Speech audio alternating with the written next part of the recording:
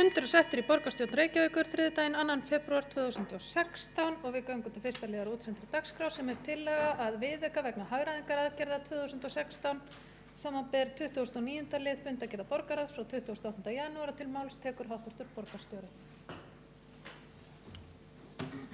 Forseti, ágæta borgarstjórn. Það má segja að við höldum áfram hér þar sem frá var horfið í umræðum á fyrsta fundi ársins þar sem við fórum yfir viðfangsefnin í hagræðingu hjá Reykjavíkurborg og rétt að rifja upp að við skildum þannig við umræðuna að við ætlum okkur að ná þessu ári að loka gati upp á 1780 milljónir króna og höfðum falið það bæði miðlægum skrifstofum og málaflokkunum að skila tillögum hvernig því væri náð. Það liggja nú fyrir, hafa verið kynntar í stýrihópi hagræðingarverkefni þar sem sitja oddvitar allra flokka og inn í hagræðingarhópa hvers sviðs ásamt því að hafa fengið kynningu í viðkomandi fagráðum þar sem að því lýtur og vil ég þakka bæði sviðsstjórum, sviðunum, ráðunum og stýrihópnum fyrir samstarf á þessum fyrstu metrum í verkefninu því að verkefninu auðvitað ekki lokið þó að þessar tillögur liggja fyrir, heldur það í raun að hefjast.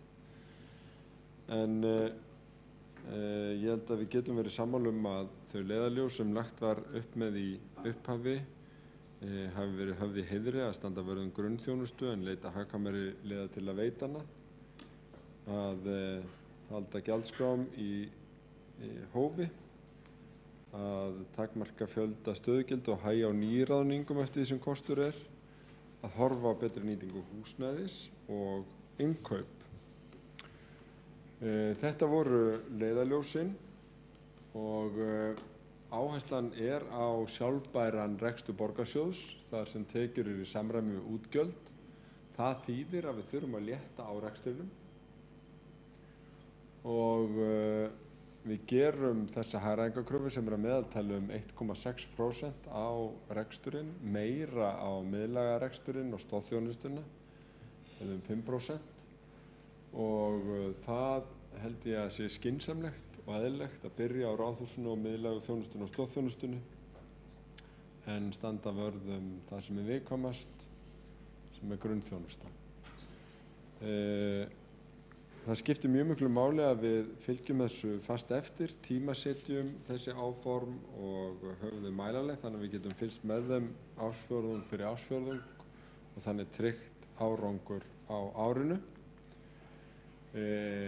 Hér verða betur gerð grein fyrir tillögunum af hálfu formanna farað á eftir en á íþrótt- og tómstundarsviði skilað tillögum fyrir tæplega 128 milljón króna hagræðingu. Menningar- og ferðamálasviði tæplega 73 milljón króna hagræðingu, 670 milljón króna hagræðingu á skóla- og frístundarsviði, 172 milljón króna hagræðingu á umhverfis- og skipulagssviði, 412 milljón króna hagræðingu á velferðarsviði og í miðlægu stjórnsýslu og þjónustu að þá þetta annars vegar miðlægu skrifstofunar sem með rúmlega 400 milljón króna hagræðingu og 114 milljónir á eignarsjóði. En það í raun rekstur þeirra fasteigna sem við eigum og lykillinn þar þetta liggur í sölu fasteigna og uppsögn leigusamninga af hálfu þriðja aðila. Og afgreiðslan sem fyrir borgarstjórn liggur þá að staðfesta skiptingu þessa á, get ég talað hærra? Já, ég get talað hærra, að skipta þessu á málaflokkana og síðan verður þetta útfært niður á kostnaðarstaði og innleitt í hagræðingarhópum undir forystu viðkomandi sviðsstjóra.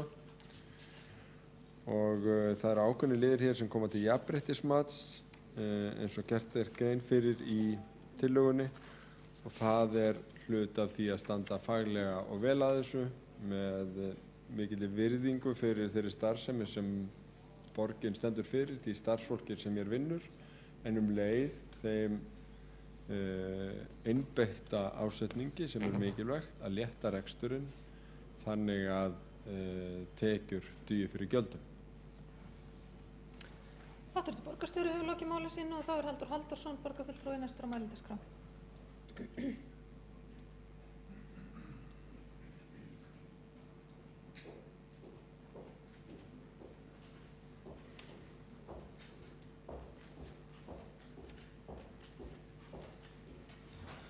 Já, forseti og góðir borgarfulltrúar. Hér erum við að ræða hagræðingaraðgerðir sem voru boðaðar í fjárhagsáætlun og eru rauninni hluti af niðurstöðu fjárhagsáætlunar sem þó engan veginn nógu góð. Aðgerðir hagræðing í rekstri upp á tæpa 1,8 milljarða. Og það auðvitað svolítið erfitt að fjalla þetta mál hérna vegna þess að eins og borgarstjóri kom inn á að þá sérstakur oddvitahópur hefur verið skipaður og svo hinir ýmsu hagræðingarhópar og vinnuhópar farnir af stað og það alveg gríðarleg vinna eftir í þessu. Alveg gríðarleg vinna eftir í þessu og ég skynja það svolítið á þeim fulltrúum sem ég hef talað við í fagráðunum að þeim finnst þeir ekkert vita voðalega mikið þetta. Og ég skil það svo sem alveg vel. Við erum hér á þessum fundi að fjalla mjög fáar tölur, litla sundurliðun á mjög háum upphæðum á hvert og eitt svið. Við erum að tala 670 milljónir sem dæmi á skóla- og frístundasviði. Og við sem erum í oddvitahópnum höfum auðvitað svo sem, og margir sem hafa komið að þessari vinnu, höfum auðvitað svo sem miklu meiri upplýsingar á bakvið þessar tölur sem eru stimplaðar í bakvið fyrir sem trúnaðarmál og borgarstjóri fór ekkert yfir hér en það reiknaði ekki með því að það sé kannski hægt á þessu stigi. Þannig að auðvitað svolítið erfitt fyrir borgarfulltrúa að taka afstöðu til þessara tillagna á þessu stigi. Ég skil það mjög vel að það sé erfitt að taka afstöðu til þeirra á þessu stigi. Og það segir auðvitað á síðasta blaði þessa plaggs að það eigi eftir að útfæra tillögur nánar, það eigi eftir að áfangaskipta fjárhagslegum markmiðum, mælikvörðum og svo framvegis. Þannig að við erum svolítið í þeirri stöðu núna að vera komin aðeins lengra. Þegar við afgreiddum fjárhagsáætlun hérna í desember, þá var þetta bara ein tala. Við fyrri umræðu 1.780 milljónir. Svo var tölunni skiptnir á svið og nú svona komið aðeins lengra. Þannig að það kemur ekki óvart þó að í máli borgarfulltrúa hér og eftir þeir sem vilja tjá sig þetta, þá finnist þeim erfitt að taka afstöðu til svona stóra talna sem munu hafa auðvitað mjög mikil áhrif í rekstri án þess að hafa dýpri greiningu og dýpri tölur á bakvið þetta. Við ræddum þetta lítillega 5. janúar þegar að beiðni okkar borgarfulltrúa Sjálfstæðisflokksins voru hér umræður fjármál borgarinnar og við erum öll sammála það að það þarf að gera gríðarlega mikið til þess að koma borginni á rétt ról í rekstrinum og þetta auðvitað liður í því en auðvitað þurfa borgarfulltrúar að geta tekið afstöðu til forgangsröðunar í svona stórum tölum. Þannig að það verður svona áhugavert að sjá hvað fleira kemur frá meirihlutanum sem upplýsingar hérna undir þessum lið annað en það sem borgarstjóri kom inn á hér áðan. Kannski verður það ekkert mikið meira. Þannig að ég vil segja það að það sem framundan í þessu það mjög mikilvægt að fagráðin, því að við í oddvitahópnum til þessa höfum náttúrulega bara, ég allan að tala fyrir sjálfa mig, þá höfum að náttúrulega bara fengið kynningu á þessum málum. Við höfum enga afstöðu tekið til þessara tillagna. Við höfum engu bætt við þessar tillögur. Við höfum ekkert komið með neitt sem að snýra forgangsröðun af okkar hálfu. Við höfum ekki verið með neinar, við höfum ekkert til dæmis vísað í okkar tillögur frá því fjárhagsáætlun sem voru reyndar felldar eða neitt slíkt. Við höfum bara setið og við höfum fengið þessar upplýsingar og fylgst með. Þannig að ég sé þetta fyrir mér að inn í þessum hópi þá muni fljótlega þurfa að ræða einhverja ákveðna forgangsröðun. En við erum bara ekki komin á það stig ennþá. Þannig að við erum svona að taka smá skref til þess að takast á við þennan erfiða rekstur sem borgin í.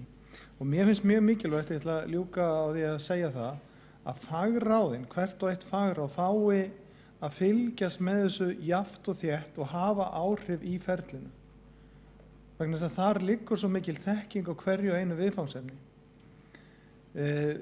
Ég skynja það ekki til þess að fagráðin hafi haft mikla skoðun á þessu, ekki ennþá.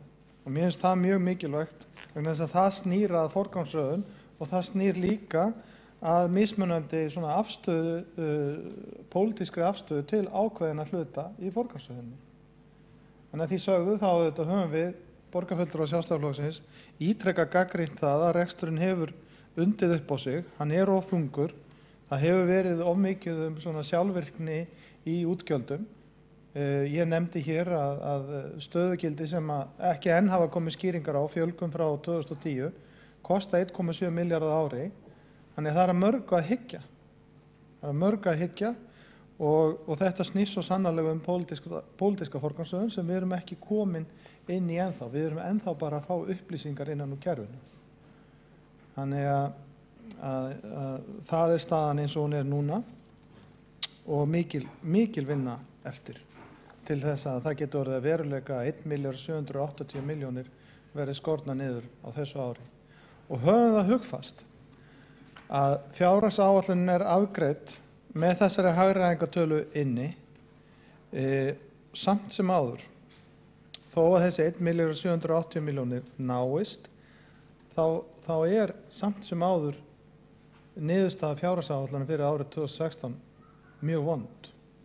Það mjög allt og lítill afgangur af rekstrinum.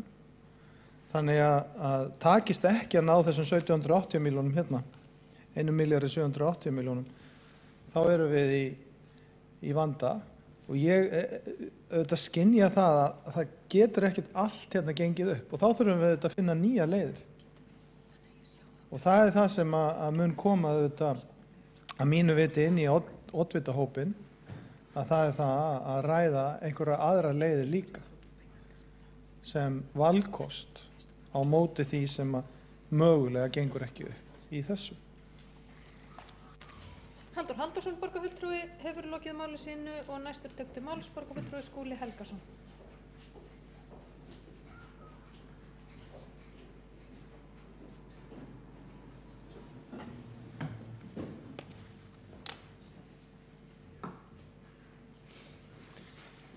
Já, forseti ágætu borgarfulltrúa, við ræðum hér viðauka við fjárhagsáætlun 2016, þar sem við kynnum og ræðum tillögur okkar hvernig útfæra eigi hagræðingar tillögu ársins. Ég ætla að fara nokkrum orðum yfir það sem lýtur að skóla og frístundamálunum í borgarsamhenginu, en þar hagræðingarkrafan 670 milljónir sem ég mun reifa aðeins hér á eftir hvernig skiptist. Rétt aðeins til þess að setja þá fjárhæð í samhengi, að þá hér, eins og kom fram í máli borgarstjóra, að ræða hagræðingu upp á svona 1,5%, sem auðvitað eitthvað sem að menn finna fyrir, en það samt mun viðráðanlegra verkefni heldur en það sem menn stóðu hér frammi fyrir á árunum eftir hrun þegar að niðurskurðurinn var það bil 13% á sviðinu á milli árana 2008 og 2011 þegar framlögin voru einna lægst. Ég dreg ekki úr því að þetta getur verið erfitt að skera niður ár eftir ár í mikilvægri grunnþjónustu eins og hér undir, en það einmitt út af því sem við höfum í þessari vinnu lagt ofur áherslu á það að mæta hagræðingarkröfu ársins með þeim hætti að verja eftir fremsta megni innra starfið, framlögin sem að skólarnir, leikskólarnir og frístundaheimilin hafa úr að spila, en leita fyrst og fremst leiða til þess að ná þessari hagræðingu fram miðlægt og á tilteknum kostnaðarliðum þar sem við teljum vera svigrúm til sparnaðar. Rétt að setja það í samhengi að þessar tillögur sem að koma frá skóla- og frístundasviði og hafa verið kynntar og bornar upp í ráðinu og samþykktar þar eru í samhengi við tillögur sem að sérstakur starfshópur á vegum ráðsins vann á síðastlinu ári og þar áttu aðkomu fulltrúar allra flokka í borgarstjórn, stjórnendur og starfsfólk á leikskólum, grunnskólum og frístundaheimilum og sérfræðingar sviðsins, og ég tel að þetta sé svona gott bakland að vinna með, að þessar tillögur hafa fengið mikla og góða rýni og það auki líkurnar á því að við náum þeim árangri sem að er stefnt. Nú, það leiðarljós hefur verið haft í þessari tillögugerð, eins og ég nefndi áðan, í fyrsta lagi þetta að verja grunnþjónustuna við börn og ungmenni eftir fremsta megni. Í öðru lagi að beita skýrri forgangsröðun og þá er ég að horfa á ramma sviðsins og fjárhag fyrir þetta ár í heild sinni. Það er að segja við fjármögnun sérstaklega forgangsverkefnin en spörum annar staðar.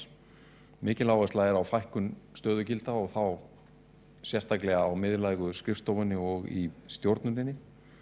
Og við teljum mikilvægt að við höfum þann kompás við hendina að við viljum flytja stöðugildi út í hverfin í meira mæli á komandi misserum í anda dreifstýringar. Og við erum líka að leggja upp með það að við séum ekki að deila út flötum niðurskurðarkröfum, hagræðingarkröfum á starfsstöðvarnar, heldur spara á tilteknum kostnaðarstöðum. Teljum mikilvægt að fresta eða hætta verkefnum til þess að spara og draga úr álagi þar sem að því verður við komið. Og síðan eins og ég kem inn á í einstökum þáttum, það er mikilvægt að við séum með skýrari árangurstjórnun að leiðarljósi. Að þjónustan sem við erum að veita, hún skili árangri og í samhengi við þennan málaflokk framförum hjá börnum og ungmennum sem að sérstaklega þurfa á auknum stuðningi að halda. Nú, hér er yfirlitið yfir tillögurnar og ég ætla að fara svona hratt yfir sögu. Nokkrum orðum yfir þessar tillögur. Fyrst er að nefna lækkun á kostnaði við upplýsingatækni. Eins og menn þekkja þá erum við með miðlæga þjónustu þegar kemur að upplýsinga og tækniþjónustu borgarinnar og það er skynsamlegt að gera það ef að við náum út úr því aukinni hagkvæmni og betri þjónustu. Og við teljum að það sé mikilvægt að við förum bara af fullum heiðarleika inn í þá skoðun hvort að það fyrirkomulag sem að nú er við lýði sé að ná fram þessum markmiðum. Við leggjum áherslu á það að það sé endurskoðaður þjónustusamningur skóla- og frístundasviðs við upplýsinga- og tæknideildina. Gjaldskrár verði einfaldaðar verulega og samræmdar og höfum bent á einstaka þætti í gjaldskráni þar sem er eðlilegt að stefna að lækkun og teljum raunhæft að ná fram þessu markmiði með þeim tillögum sem að þegar liggja fyrir. Nú, umfangi þjónustuna verði breytt meðal annars með aukinni fjarþjónustu og nýttur opinn hugbúnaður í samráði við sérfræðinga sem og hugbúnaður sem að er hagkvæmari varðandi allan rekstur heldur en það sem við erum að nota í dag. Ég nefndi áðan þessa áherslu á fækkun stöðugilda og við gerum ráð fyrir því að breyta nokkrum atriðum þar. Við munum horfa á skipulag hinna miðlægu skólasafnaþjónustu við skólabókasöfnin og sömuleiðis yfirstjórn frístundamiðstöðvanna og síðan sjáum við allmörg tækifæri í að nýta starfsmannaveltu til þess að fækka miðlægum stöðugildum á skrifstofu skóla- og frístundasviðs. Endurskoðun á mötuneytisþjónustunni er þriðji liðurinn og það eru ýmsir þættir sem að koma þar saman. Við teljum að það sé mestur ávinningur fólginn í því að leita hagkvæmari innkaupa með útboðum í stærri mæli heldur en gert hefur verið á undanförnum misserum. Það hefur verið beitt svokölluðum örútboðum í tilteknum hverfum fram að þessu. Þau hafa skilað ágætum árangri en við viljum stíga stærri skref á þessu ári, bjóða út fleiri vöruflokka og þá helst með borgina alla undir. Nú, við teljum líka að sé ákveðin tækifæri í því að fækka eldhúsunum þannig að stærri og burðuri mötuneyti geti tekið að sér framleiðslu á skólamat fyrir smærri starfsstaði þar sem að aðstæðan er verri og jafnvel ákveðin vandræði með starfsmannahaldið.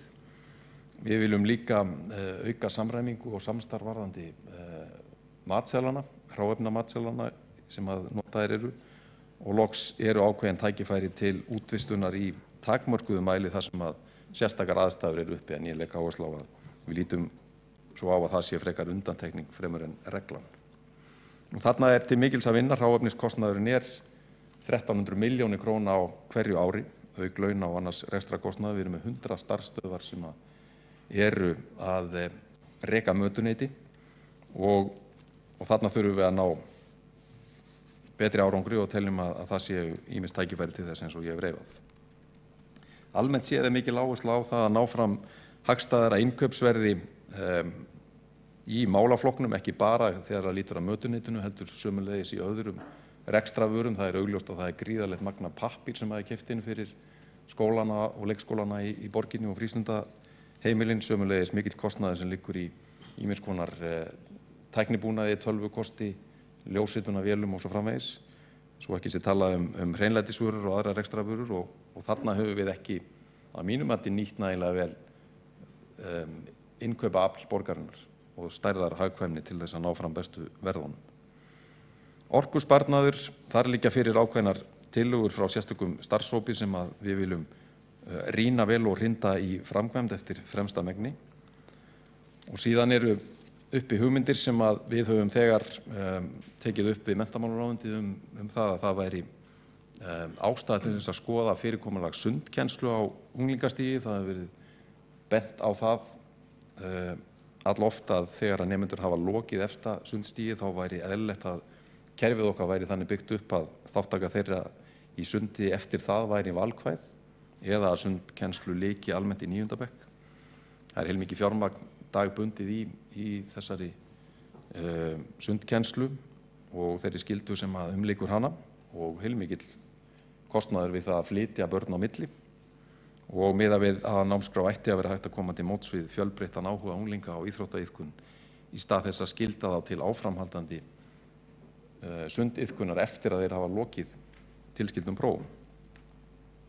Eitt af því sem að við þurfum að takast á við hjá borginni og er áberandi í samanburði við almenna markaðin er hver fjarvistir starfsmanna eru miklar, mun meiri en gerist á almenna vinnumarkaðnum og við höfum mjög góð gögn núna sem voru unnar í þessum starfshópi sem ég nefndi áðan það hvernig þessar fjarvistir birtast okkur á einstökum starfsstöðum, yfirlit yfir alla leikskóla og grunnskóla í borginni og þar eru sannarlega tilefni til þess að fara inn og aðstoða þá starfsstaði þar sem að fjarvistir eru vel yfir meðaltali til þess að ná betri tökum á þessu verkefni.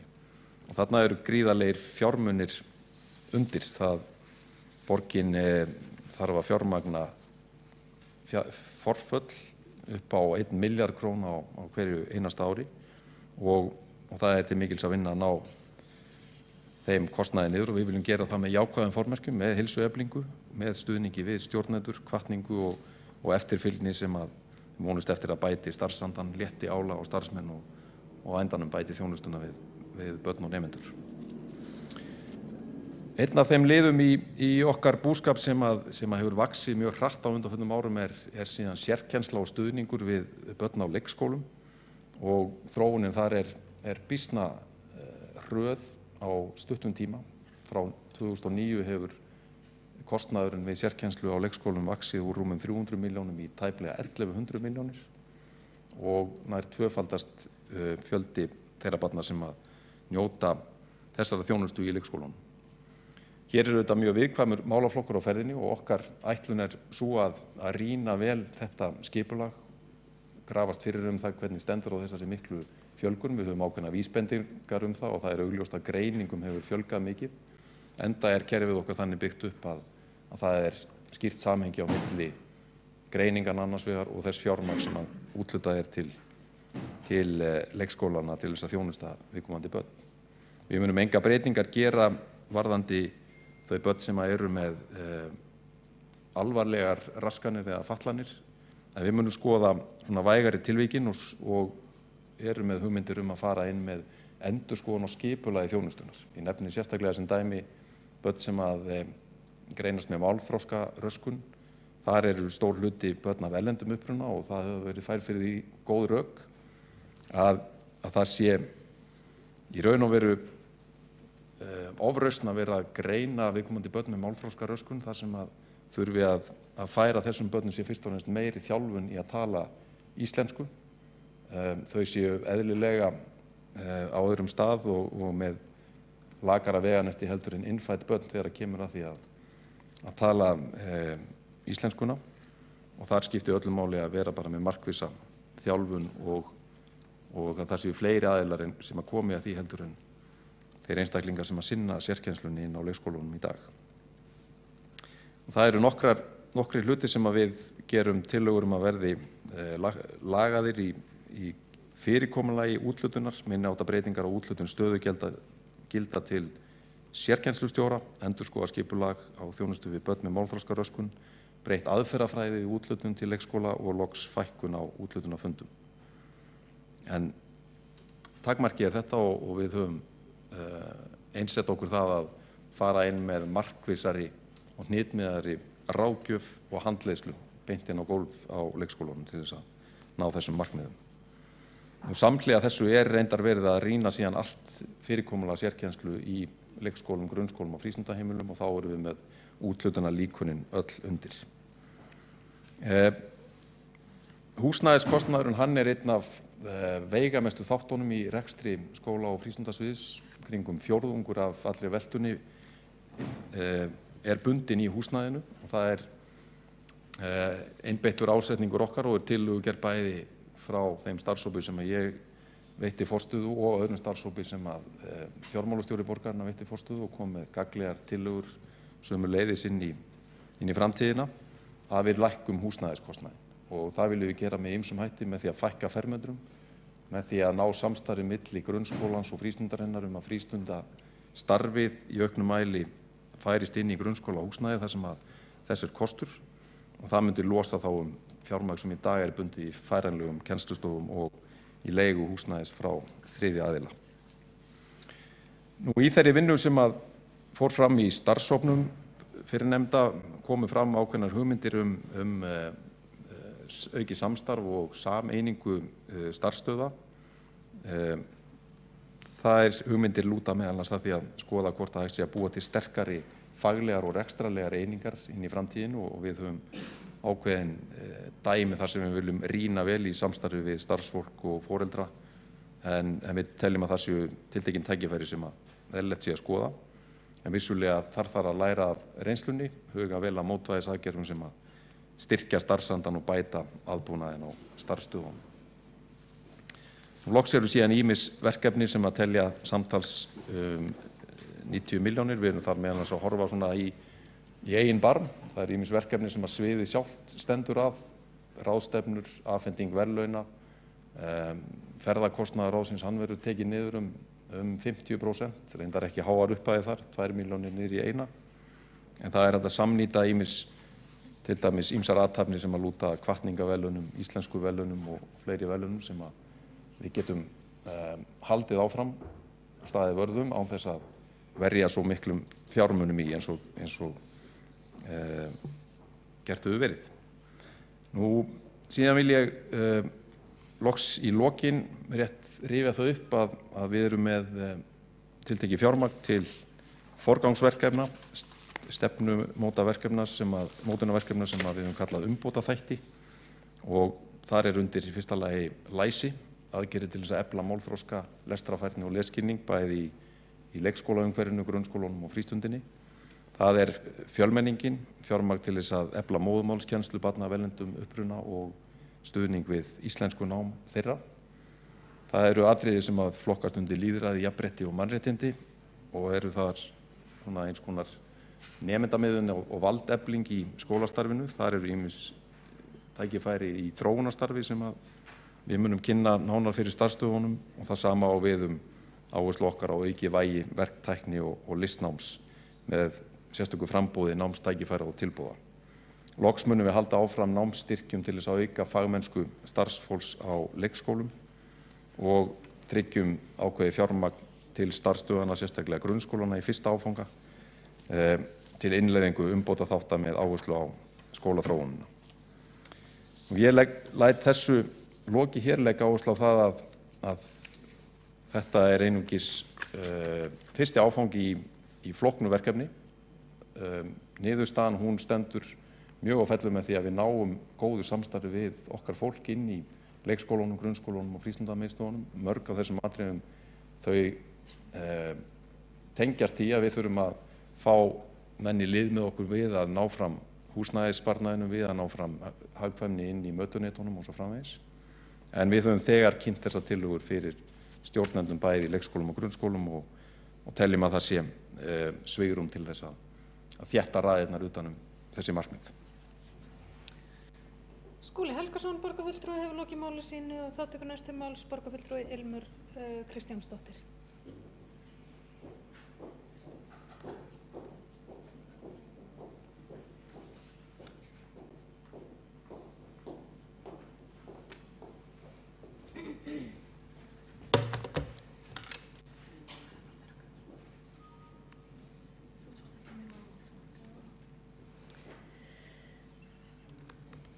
Afsakið.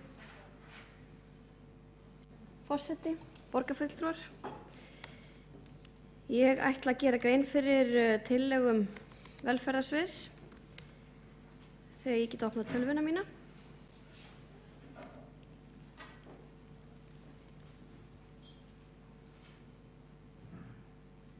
Hagræðingarkrafan er upp á 412 milljónir. Já, og henni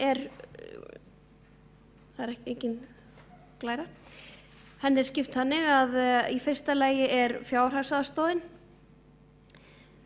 Aðgerðaráætlun okkar fækkun á fjárhagsaðstoð hefur skilað árangri, þar á meðal starf virkniráðgjafa, úrræðin sem búin hafa verið til, samstarfið við Vinnumálastofnun og beinar tilvísanir þangað, úrræði á borð við geðheilsustöðina sem fékk nýsköpunarverðlaun fyrir ári síðan, gæfusporin og síðan úrræði á borð við karla- og kvennasmiðjur. Fleira í pípunum. Tilraunaverkefni sem verið að setja í gang og snýr að háskólamenntuðum langtímanotendum og fleira. Það er því raunhæft að áætla að við náum enn betri árangur á þessu ári en því síðasta og eru forsendur til að lækka þennan lið 200 milljónir króna. Í öðru lagi eru það aðhaldsaðgerðir á þjónustumiðstöðvum og skrifstofu velferðarsviðs.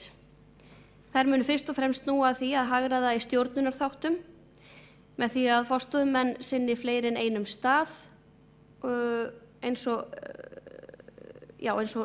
kostur er. Fækkun stjórnenda og fleira.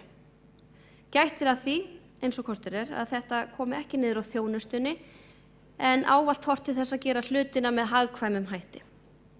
Þarna gert ráð fyrir hagræðingu upp á 122 milljónir króna sem skiptist hlutfallslega niður á þessa staði eftir launaútgjöldum. Þetta er innan við 1% hagræðingarkrafa á þessa staði. Þess má geta að 150 milljónum króna var bætt í stuðningsþjónustu,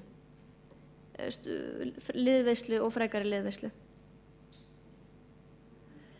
Í þriðja lagi eru það 90 milljónir króna sem skilgreinist sem endurskipulagning þjónustu.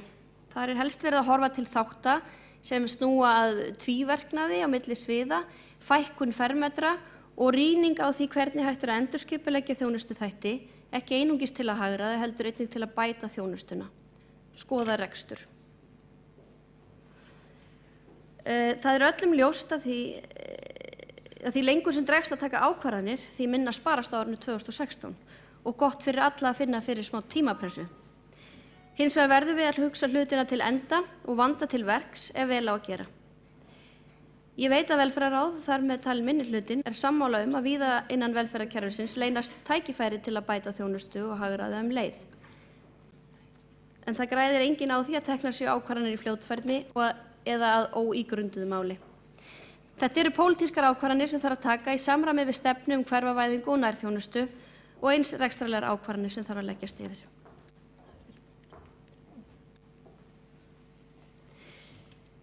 Já, það má ekki gleyma því að það er margt jákvætt í gangi í velferðarmálum, til dæmis þessar 150 milljónir sem settar voru aukalega í stuðningsþjónustu, sem er afar mikilvæg þjónusta við fatlað fólk og fyrir aðra sem þurfa á slíkri þjónustu að halda. Einnig er rétt að halda því til haga að vel miði í uppbyggingaráætlun sértækrar búsetu. Stefnt er að því að nýtt heimili fari í rekstur síðar á þessu ári, 2 bætast við á næsta ári og 4. árið eftir það. En svo ég taki undir orð Halldórs Halldórssonar að hafa samráð við borgarfulltrúa Halldórs Halldórssonar, að hafa samráð við fagráðin tel ég mikilvægt og er tekið til greina. og það er mikilvægt að allir séu sammála þegar teknar eru ákvarðanir viðkvæman rekstur eins og velferðarþjónusta er. Þakka ég fyrir. Ilmur Kristjánsdóttir, borgarfulltrúi, lokið máli sínu og borgarfulltrúi Áslaug Friðriksdóttir hefur óskað eftir að veita andsvar við ræðu borgarfulltrúans.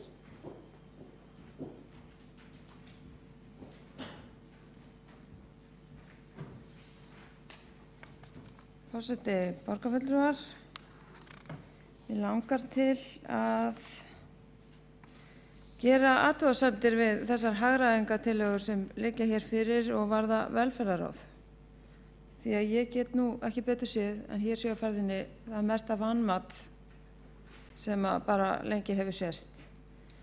Gert er ráð fyrir að það sé hægt að endurmeta fjárhagsaðstoðina 200 milljónir næsta ári með þeim leiðum sem voru taldar upp hérna áðan. Sömu leiðir hafa verið í notkun nánast alveg og meirihlutinn hefur samt gegndarlaust haldið fram að verið væri að vinna alveg eins og átt að gera, pressan væri alveg til staðar, það þyrfti ekki að bæta málin. Nú er náttúrulega komið annar hljóðiskrokki sem er mjög fínt og mér finnst að það eigi að hagræða þetta, ég er ekki að tala um það, mér finnst það.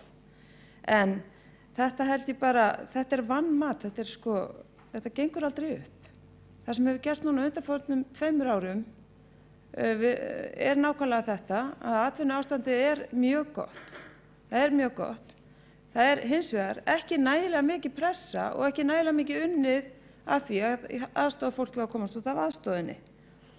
Þrátt fyrir að meirihlutinn hafi haldið fram hér í sífellu að verið væri að vinna því undanfarin ár, hefur aðeins náðst 65 milljón króna hagræðing í fjárhagsaðstoðinni. 65. Það er nú allur árangurinn á ári. Nú er það að tala 200 milljónir sem skilast á þessu ári og þau eru ekki byrjuð, notabenni. Þannig að ég geri bara mjög miklar athugasemdir við þetta mat sem hér er og ég bara get ekki séð, hvernig bara á að ná stjórn við rekstur borgarinnar með þessum vinnubrögðum. Borgarfulltrúi Áslaug Friðriksdóttir hefur lokið að veita andsvar, þá svarar Ilmur Kristjánsdóttir, borgarfulltrúi, andsvari.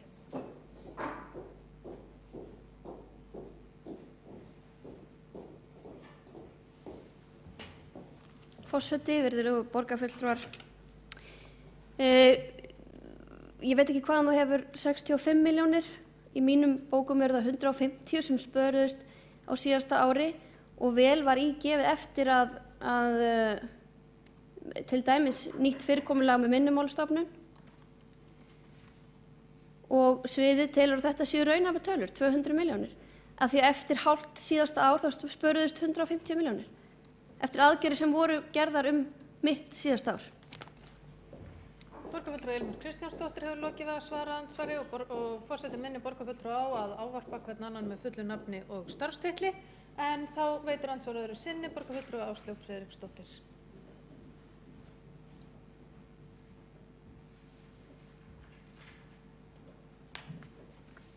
Ég hef þessar upplýsingar bara nákvæmlega frá sviðinu. Þetta eru upplýsingar sem eru inn í lykiltölum sem lagðar eru fyrir velferðarráð, oft ég held allavega einu sinni í mánuði. Það sem ég er að horfa á hér er það sem lagt var fyrir velferðarráð 17. desember nú síðastliðið. Og þar kemur bara alveg skýrt fram hver hagræðingin var á ákveðnu tímabili, janúar til október. Það var aðeins 2 mánuðir eftir, þetta eru 65 milljónir, þannig að það bætist lítillega við. Þetta eru bara ekki fullnægjandi aðgerðir og gjörsamlega vanmetnar. Borgarfulltrúi Áslaug María Friðriksdóttir hefur lokið að veita andsvar öðru sinni og forseti minnir borgarfulltrúa á að ávarpa forseta og borgarfulltrúa í upphafi málsins. En þá er andsvörum lokið og næstur á mælendaskrá er Hjálmar Sveinsson, borgarfulltrúi.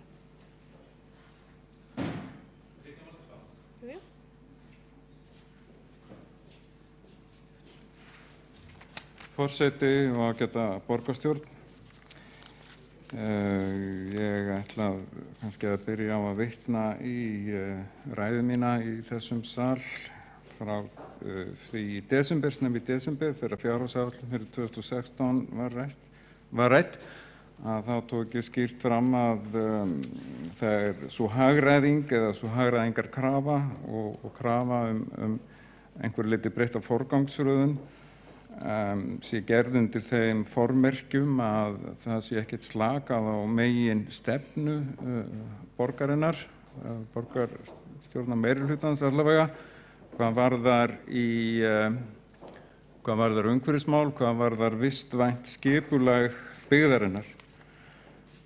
Og borgarráð gerir sviðinu að spara 172 milljónir og ég gat þess einnig í þeirri ræðu í desember að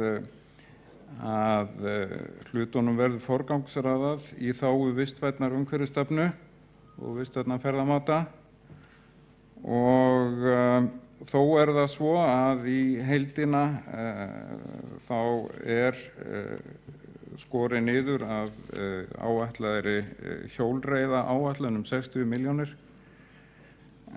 Það er ekkert sem að verður skorið niður af þeim 750 milljónum sem eru áætlaðir í endurgerð gatnanna og endur malbikun gatnanna.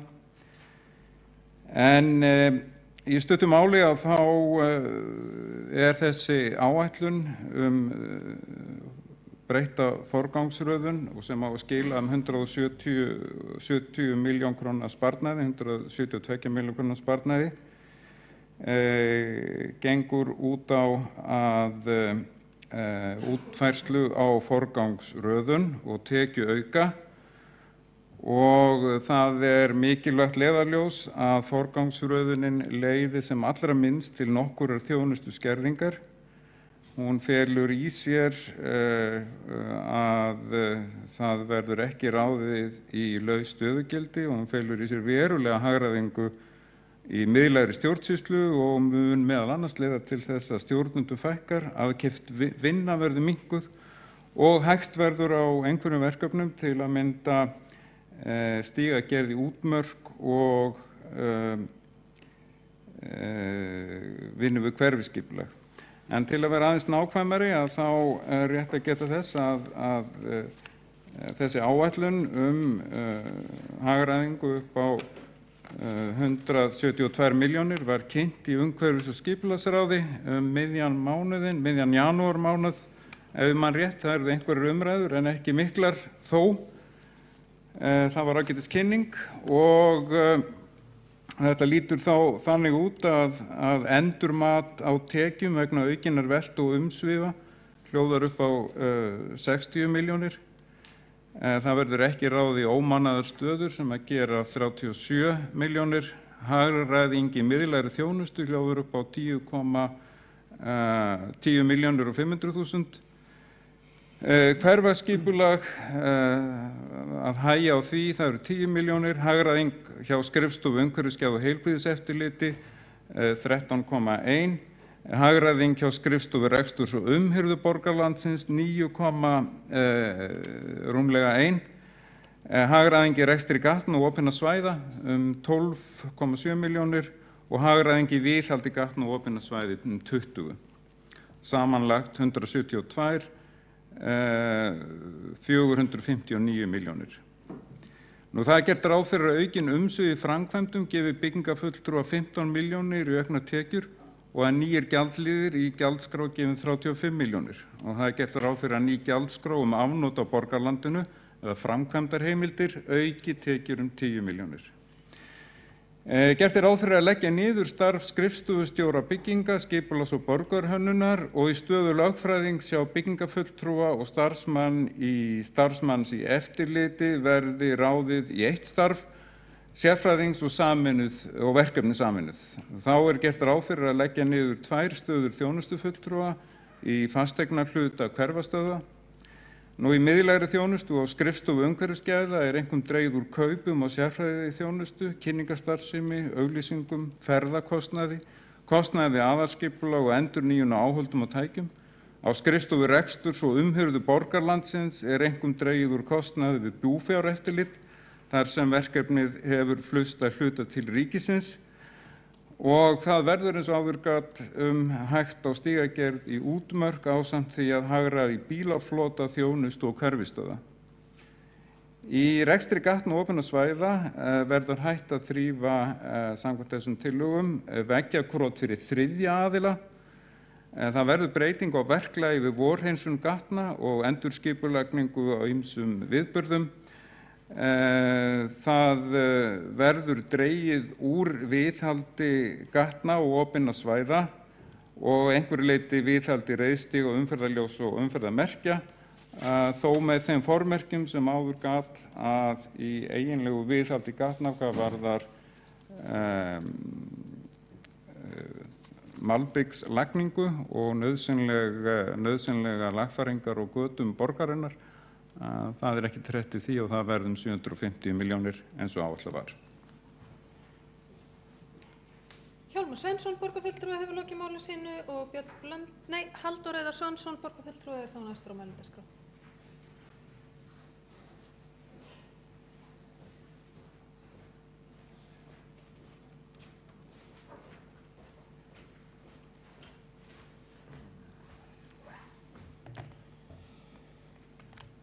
Forseti og borgarstjórn.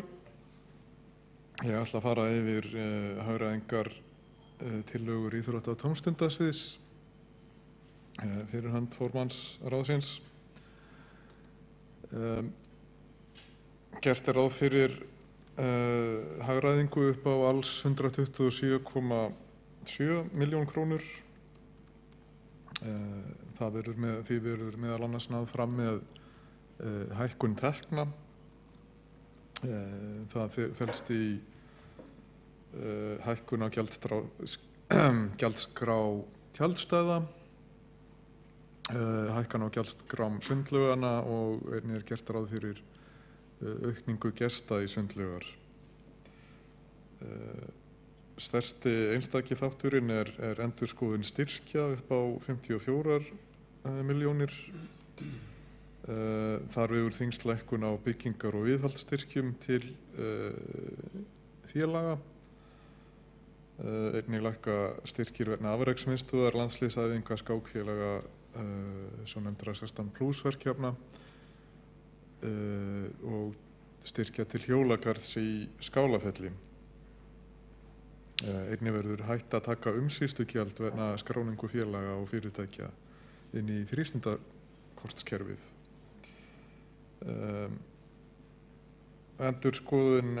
Skoðið verið aðkoma okkar að dagskrá 17. júní sem að leiðir til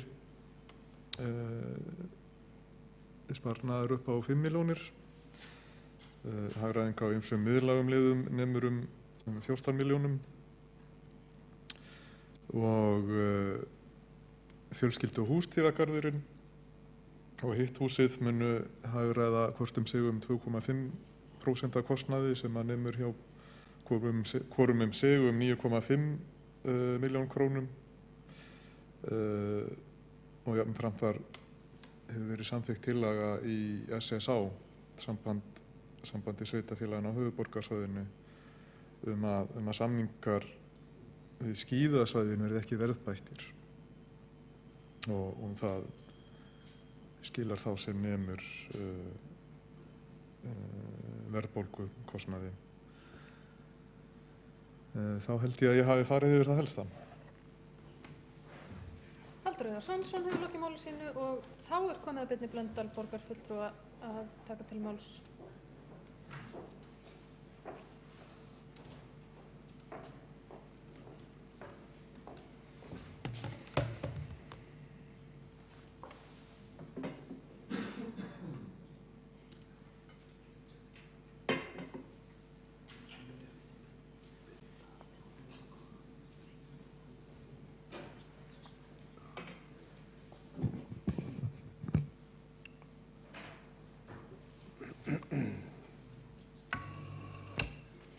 Já, forseti, ágætu borgarfulltrúar.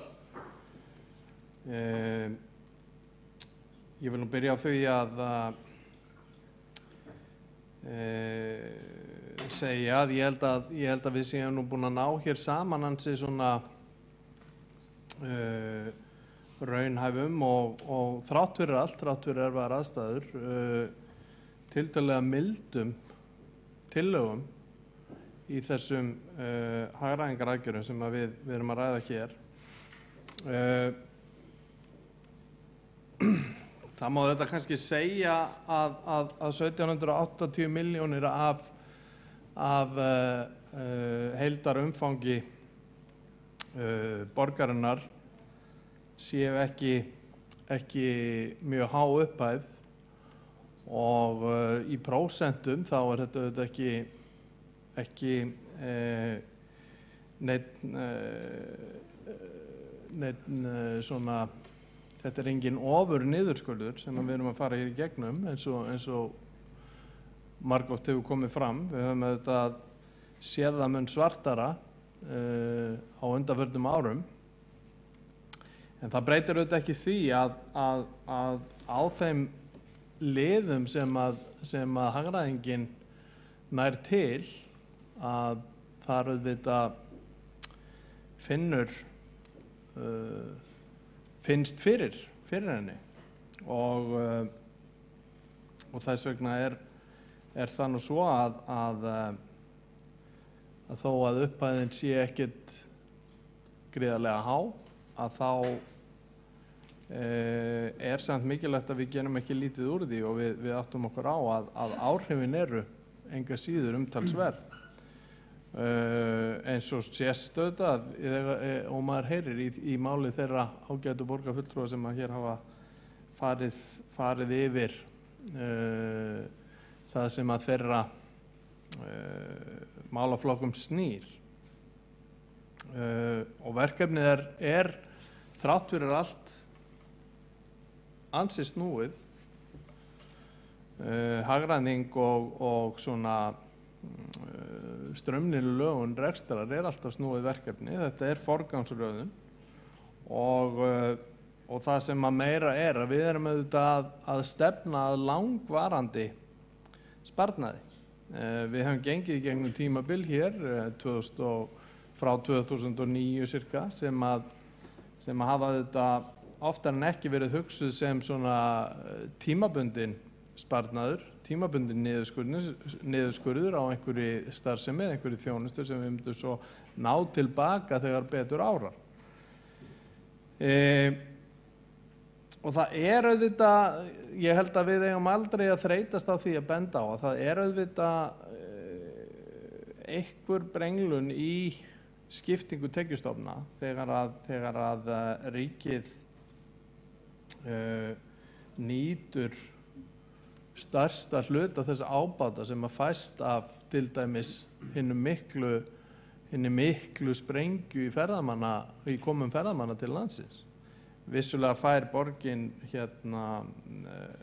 umtalsverðar tekjur af því þegar að öll svo uppbygging sem í gangi farin að skila sér að fullu. Ég meina, hér rísa stórar byggingar sem að hýsa ferðamenn, hótel og fleira sem að á endanum munu þetta skila okkur heilmiklum fasteignagjöldum, en hins vegar þá það nú svo að töluvert af þessari uppbyggingu fer fram í húsum sem þegar voru til og því verður auðvitað viðbótin ekki í fullu samræmi við þá aukningu ferðamanna sem hér og þann aukna kostnað sem að borgin ber og það aukna álag sem að innviðir borgarinnar óneitanlega verða fyrir vegna þessa. Ég ætla aðeins að fara í fjarveru míns góða félaga og formanns menningar- og ferðamálaráðs, borgarfulltrúa Elsu Jómann, sem því miður ein af þeim Íslendingum sem að í dag með pest heima hjá sér, flensu. Þá ætla ég að reyna að fara aðeins yfir svona helstu atriði snúa að menningar- og ferðamálasviði og Elsa hefur hér sendt mér punkta þess efnis og ég vona að ég fari nú þokkalega með. En það auðvitað þannig að það nákvæm útfærsla niður á kostnaðarstaði mislangt komin eftir sviðum. borgarinnar en hvað varðar menningar- og ferðamálaráð að þá er í raun búið að útfæra þetta mjög ítarlega í samráði við stofnanir sviðsins og ráðið sjálft og öll áætluð hagræðing næst algjörlega og alveg örugglega á árinu 2016. Hins vegar þá er það svo varðandi menningar- og ferðamálasvið að mjög stór hluti útgjalda sviðsins er bundin í stóra samninga og það gerir það verkum að hagræðingarkrafan á þá liði sem að hægt er að hreyfa við er náttúrulega nokkuð há. Og þegar ég er að tala um stóra samninga menningar- og ferðamálasviðs þá er ég að tala um til dæmis stóran samstarfssamningur Leikfélag Reykjavíkur, skuldbindingar vegna Hörpu og svo framvegis.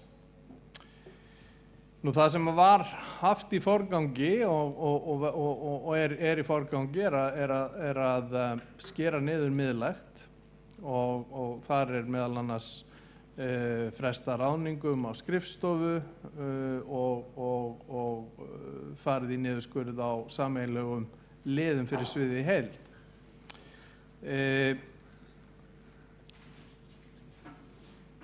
Af einstökum liðum að þá telja breytingar á því fjármagni sem var áætlað til að framfylgja aðgerðaáætlun menningar- og ferðamálastefnu. Það vegur þungt, það er 20 milljónir króna, 5 í menningarhlutanum og 15 í ferðamálahlutanum. Styrkir, grasrótarstyrkinni til menningar- og listalífs, þeir lækka 12 milljónir og ekki verða veittir neinir svokallaðir skyndistyrkir af ráðinu í ár. Það var auðvitað að skoða líka hvaða viðbótartekju möguleikar væru til staðar og í ljósi þessarar miklu fjölgunar auðvitað ferðamanna sem að virðist engan enda alltaf taka, þá var talið raunhæft að sækja frekari tekjur í gegnum aukin aðgangseyri og aukna sölu í safnabúðum.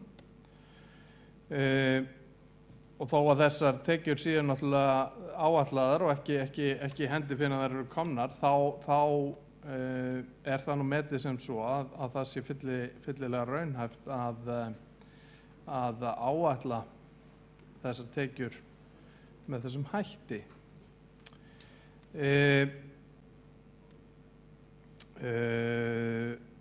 Það verður dregið nokkuð úr sýningum, viðburðum og hátíðum og þar má nefna vetrarhátíð sem er sett minna fjármagni en áætlað var og barnamenningarhátíð er lítillega lækkuð og það verður lengt í tíma sem að sýningar á söfnum standa og jafnframt er hægt á undirbúningi fyrir nýja grunnsýningu á Sjóminjasafninu, svo eitthvað sé nefnt.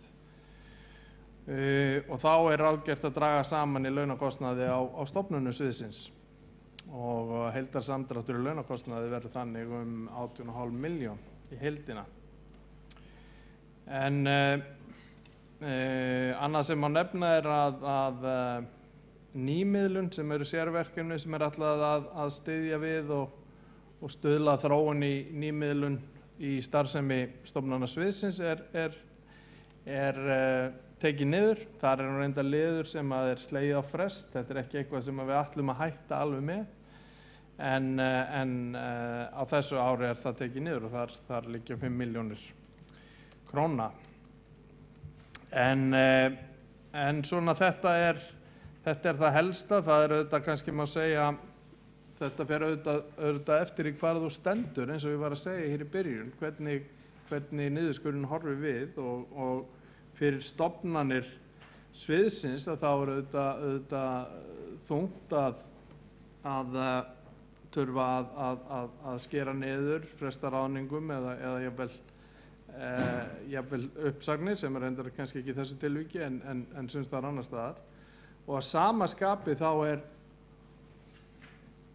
12 milljóna niðurskurður á styrkjum til grasrótarinnar. Það er umtalsvert. Og ég held að það sé einn af þeim hlutum sem að við getum ekki ætlað okkur að verði til langframa. Ég held að við þurfum að leita leiða á næstu árum til þess að bæta þennan niðurskurð upp og mitt persónulega mat er nú reynda það að þeim peningu sem er varið í þessa styrki til grasrótarinnar í listum að það sé einhverjir að það sé af öllu því fjármagni sem við deilum út hér í borgarkerfinu að þá sé þetta það sem að við líklega fáum mest fyrir hverja krónu. Því að virðisaukin í hverja einustu krónu sem að við setjum í þessa styrki til grasrótarinnar skila sér svo margfalt tilbaka. Þannig að þetta er nú svona til umhugsunar og ég geri nú ráð fyrir að ráðið muni leita leiða við gerð næstu fjárhagsáætlun að vinna þennan niðurskurð á styrkjunum í það minnsta tilbaka. En þetta er nú svona það helsta varðandi menningar- og ferðamála svið og eins og ég segi þá eru þessar tillögur útfærðar ansi ítarlega og bara hafin vinna við að framfylgja þeim nú þegar. Takk fyrir. Björn Blöndal, borgarfulltrúi, hefur lokið máli sínu og þá er Kjartan Magnússon, borgarfulltrúi, næstur á mælendaskrá.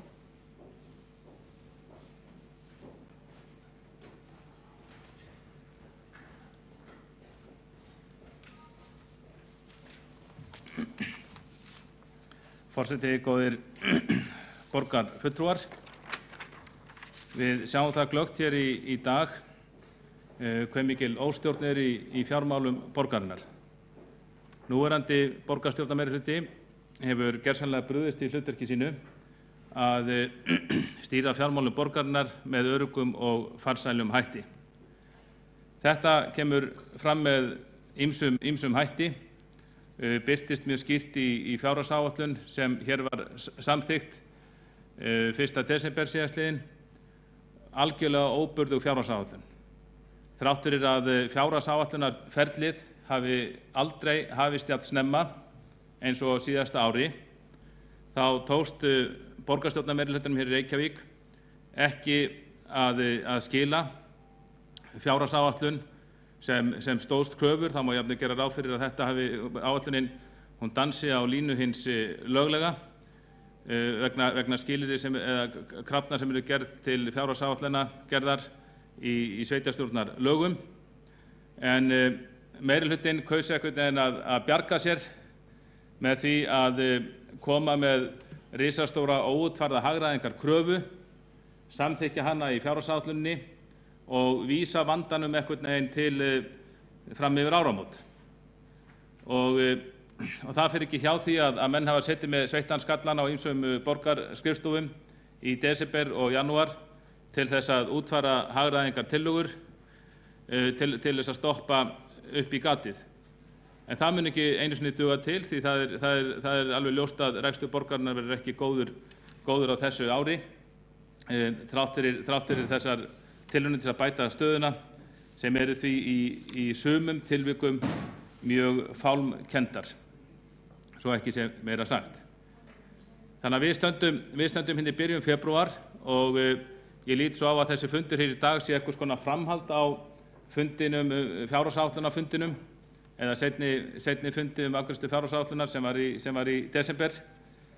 Og ég vona að borgarfulltrúar hafi notað tímann vel til þess að rýna í stöðu fjármála borgarinnar og átta sig á því svona hvar við stöndum en borgin stendur ekki vel. Og það var svona hefur ákveðin tilhneiging hjá borgarstjórnarmeirihlutanum til þess að stinga höfðinu í sandinn, gera lítið úr þeim vanda sem við stöndum frammi fyrir, Hugmyndir voru það var tillaga meirihlutans að fella niður annan af fundum borgarstjórnar í janúar, það var bara 1 fund í janúar, en við sjálfstæðismenn bentum á það að það hefur aldrei verið meira tilefni til þess heldur en að við vinnum vel og reynum átt okkur á stöðu fjármálana og koma með tillögur til úrbóta.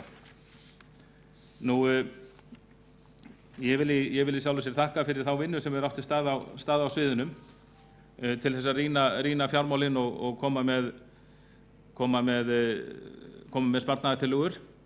Þar hafa menn, veit ég, unnið flestir af samviskusemi, en aðalatriði er hins vegar það að tíminn var notaður of illa á síðasta ári, þrátt fyrir að menn hefur mjög langan tíma til fjárhagsáætlunar undirbúnings, vegna þess að þessi meirihluti, hann hugsar mjög lítið um fjármál, hann hugsar mjög lítið um það að sigla borgarskútunni, sigla henni svona lignan sjó í fjármálum. Það meira að hugsa gæluverkefni.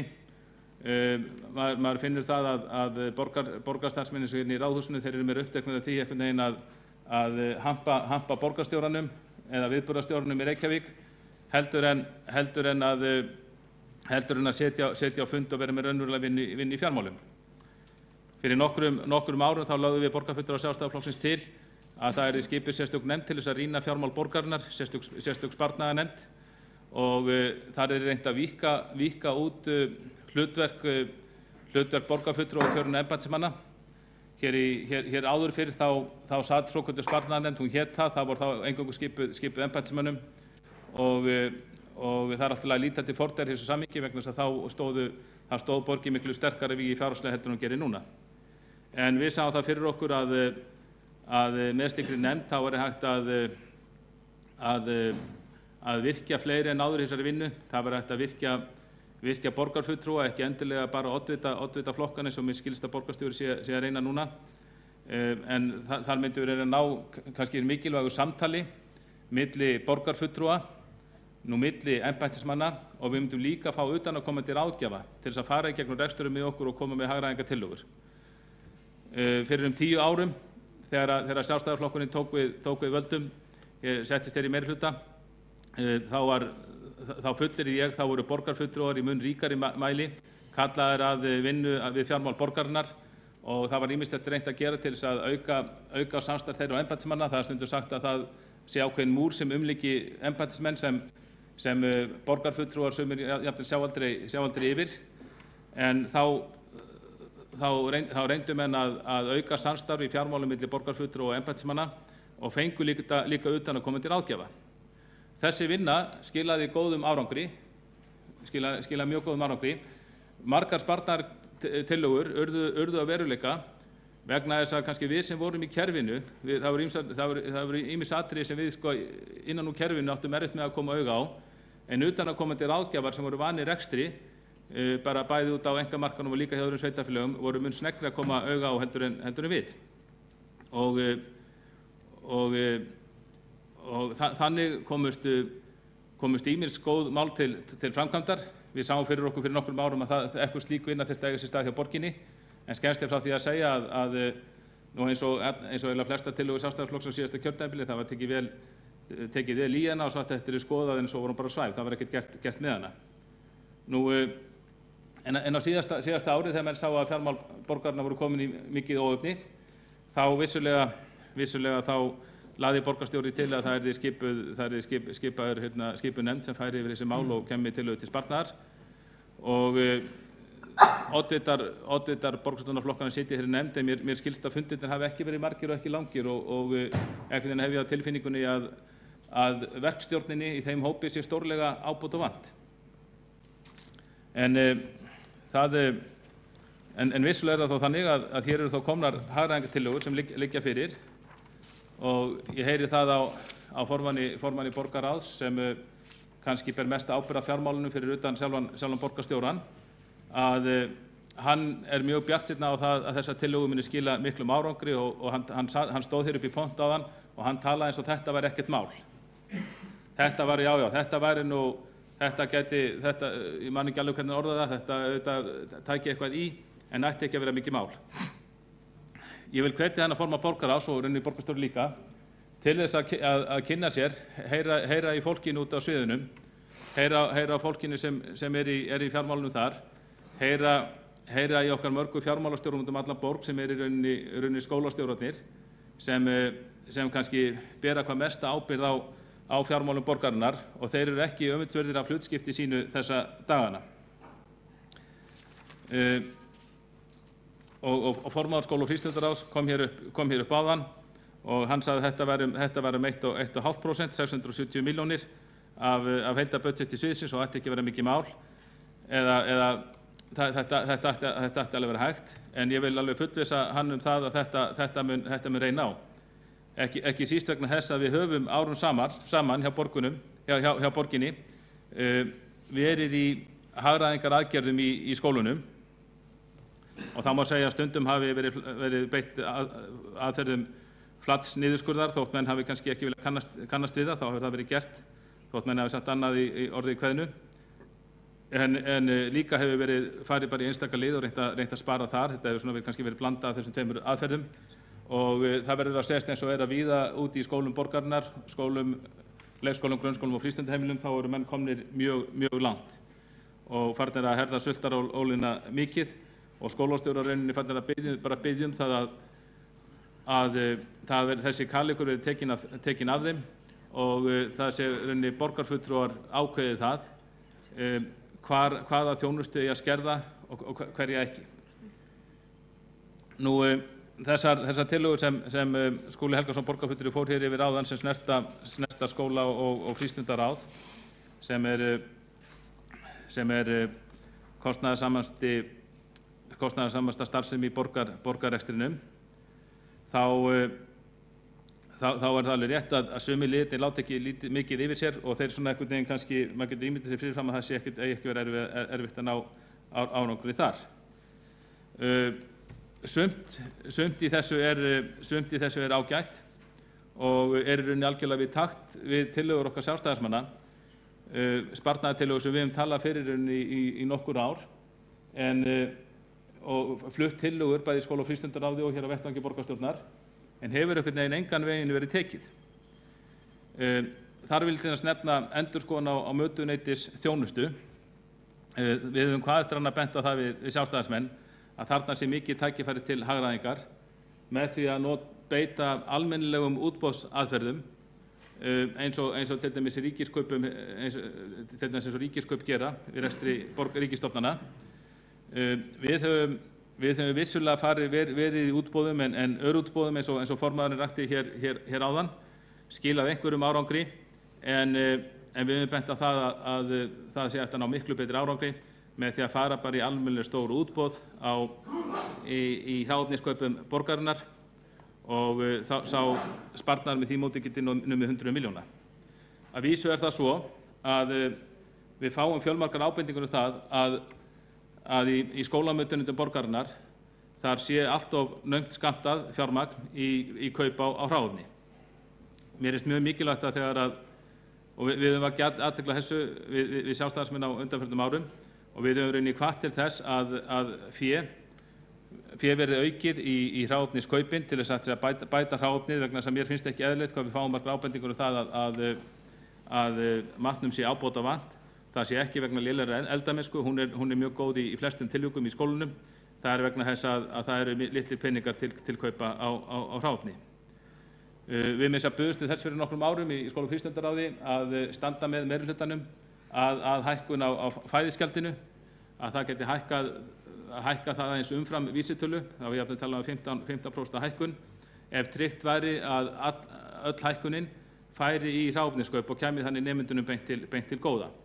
Við treystum okkur til þess auðvitað á þeirri forsendu að í þeim tilvikum þegar að fólk hefur hreinlega ekki efni á að greiða fæðisgjaldi fyrir börn sín, þá tryggir borgin það með öðrum hætti að sá reikningur sé greiddur og þau mál eru í ágætis farvegi eftir því sem ég best veit.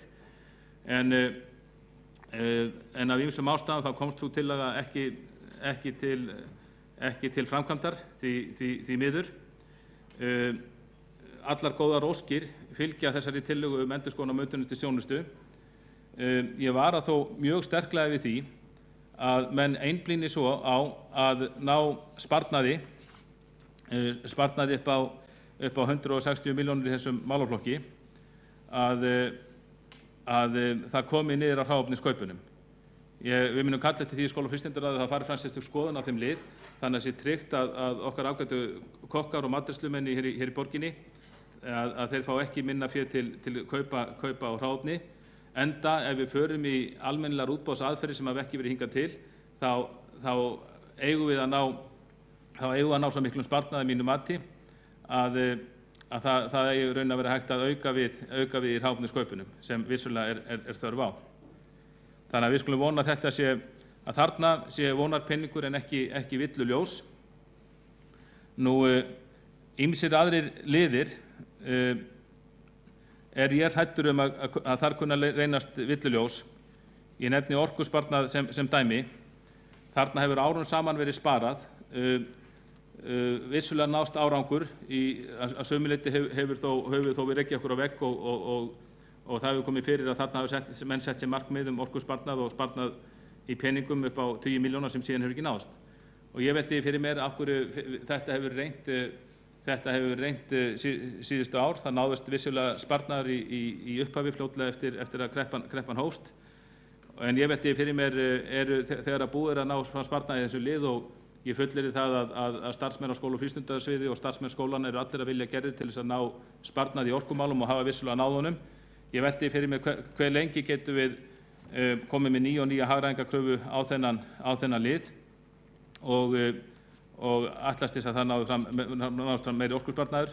Ég hef að minnsta kosti ekki verið sannfærður að svo verði. Það er gert ráð fyrir 25 milljóna króna sparnaði varðandi breytt fyrirkomulag sundkennslu á unglingastigi.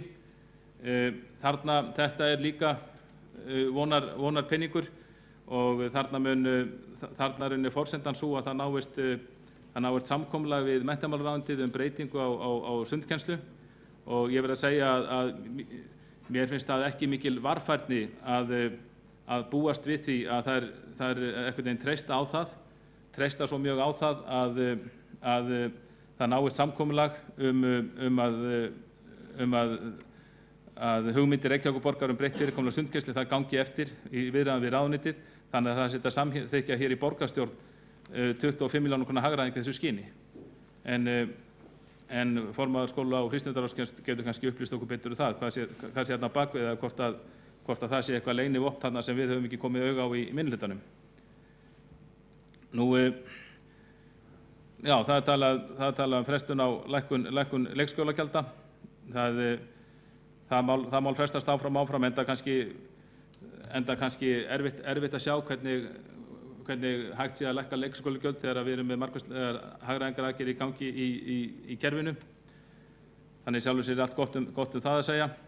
Minni fjarvistir með heilsueflingu, þetta er enn einn vonarpenningurinn sem mjög margir í borgarkerfinu og skóla- og frístundasviði hafa reynt að ná árangur á undanförnum árum. Það hefur ekki tekist sem skyldi.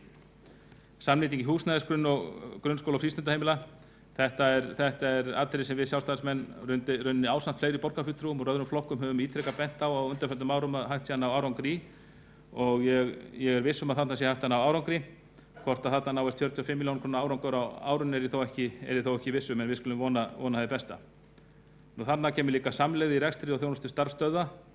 Þarna væri ágætt að fá skýringar frá formanni ráðsins hvaða tillögur þarna liggja á borðinu, hvaða hugmyndir þarna liggja á borðinu að ná sparnaði fram að þessu sviði. Það held ég sem er mikilvægt að skýrist þeim fyrst þannig að fólk sé ekki í óvissu með það.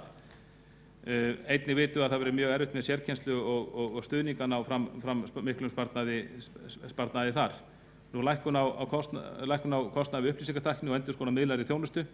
Þetta eru hlutir sem hefur verið talað árum saman en einhvern veginn hefur verið erfiðara í að komast heldur en að tala Þannig að ég virði rauninni þann vilja sem að baka þessar sparnaðartillögur og ég er alveg viss að það skila einhverju en ég óttast að það mun ekki nást 670 milljóna króna sparnaður út úr þessu á þessu ári. Það er bara kalt mat en ég vonast auðvitað eftir að þessu árangur náist. Nú það er hægt að halda því til haga hvernig fagaðilar, þeir sem kannski best ekki til inn í kerfinu, hafa tekið þessum hugmyndum.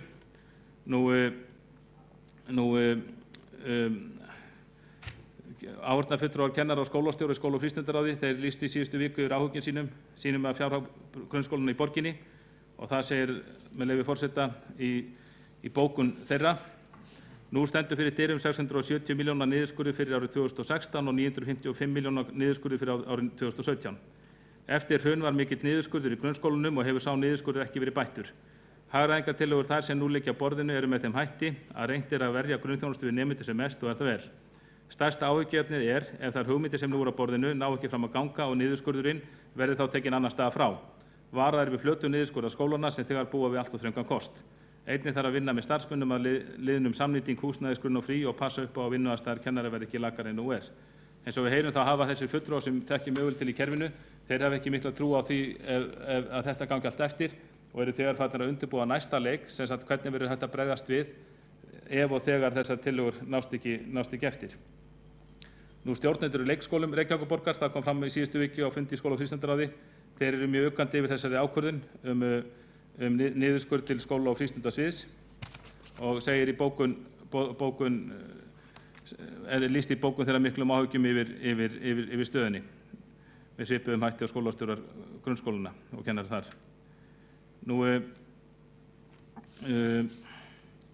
Og síðan þetta nær líka til foreldrafélaganna. Foreldrafélög borgarinnar hafa kannski að minnstu leyti geta skoðað þessar hagræðingartillögur, en þó veit ég að það var í fyrradag haldinn fundur, eða í gær sennilega haldinn fundur foreldrafélaga grunnskóla í Breiðholti og þar var í deiglunni, þar vissi ég að átti að leggja fyrir fundinn ályktun þar sem tekið er heilshugar undir ályktun félags skólastjórnenda Reykjavík vegna fjárhagslegrar stöðu í grunnskóla í borginni.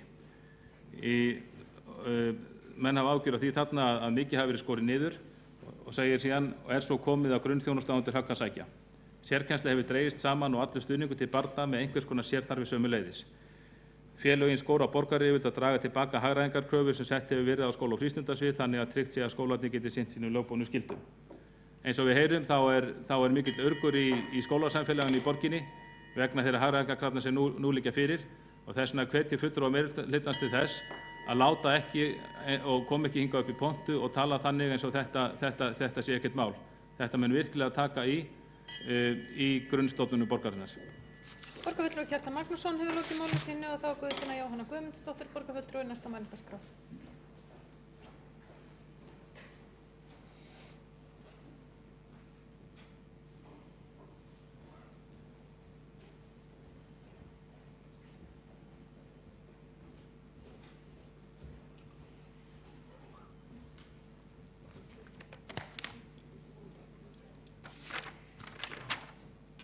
Forseti, borgarfulltrúar, það liggur alveg ljóst fyrir að þá eftir að útfæra töluvert af þessum tillögum nánar og ég tek undir það sem að Halldór Halldórsson, borgarfulltrúi, sagði hér áðan að það er erfitt að taka afstöðu til tillagnanna. Það er í rauninni ekki komnar á neitt stig ennþá þannig að hægt sé að átta sig nákvæmlega á þeim og það er í rauninni ekkert farið að ræða þessa forgangsröðun. Varðandi oddvitahópinn, að þá er náttúrulega oddvitahópurinn aðallega búinn að fá þessar kynningar frá sviðunum þannig að það er í rauninni engin eiginleg vinna farin af stað þar. Þannig að þetta er nú svona meiri upplýsingaflæði til okkar oddvitana sem hefur átt sér stað þar, auk ýmissir atriða sem við bara getum ekki rætt á fundunum, þannig að það eru þetta ýmislegt sem að takmarkar mjög það að við getum í rauninni tjáð okkur á þessum fundi. Þannig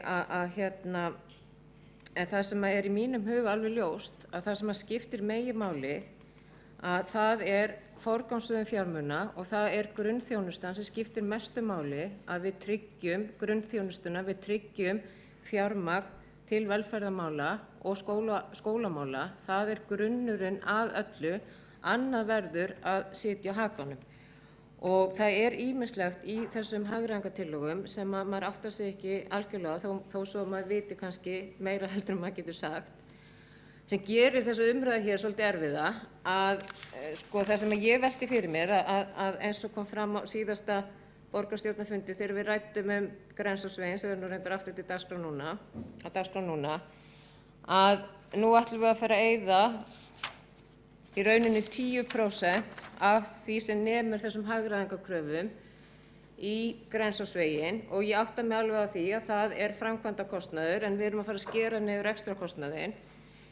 Þetta peningar eru peningar, og þetta svona álíka svipurök eins og ég myndi í rauninni skera niður rekstrarkostnað heimilisins að ég myndi fara að byggja með sundlaug á sama tíma.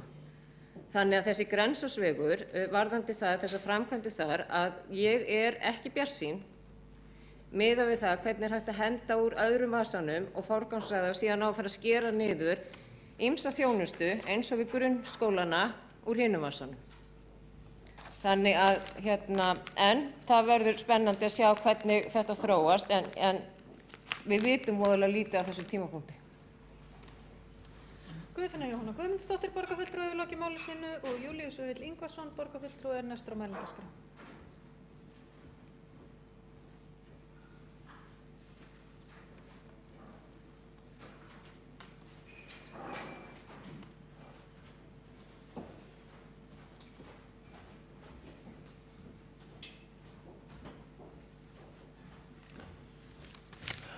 Forseti, ágætu borgarfulltrúar.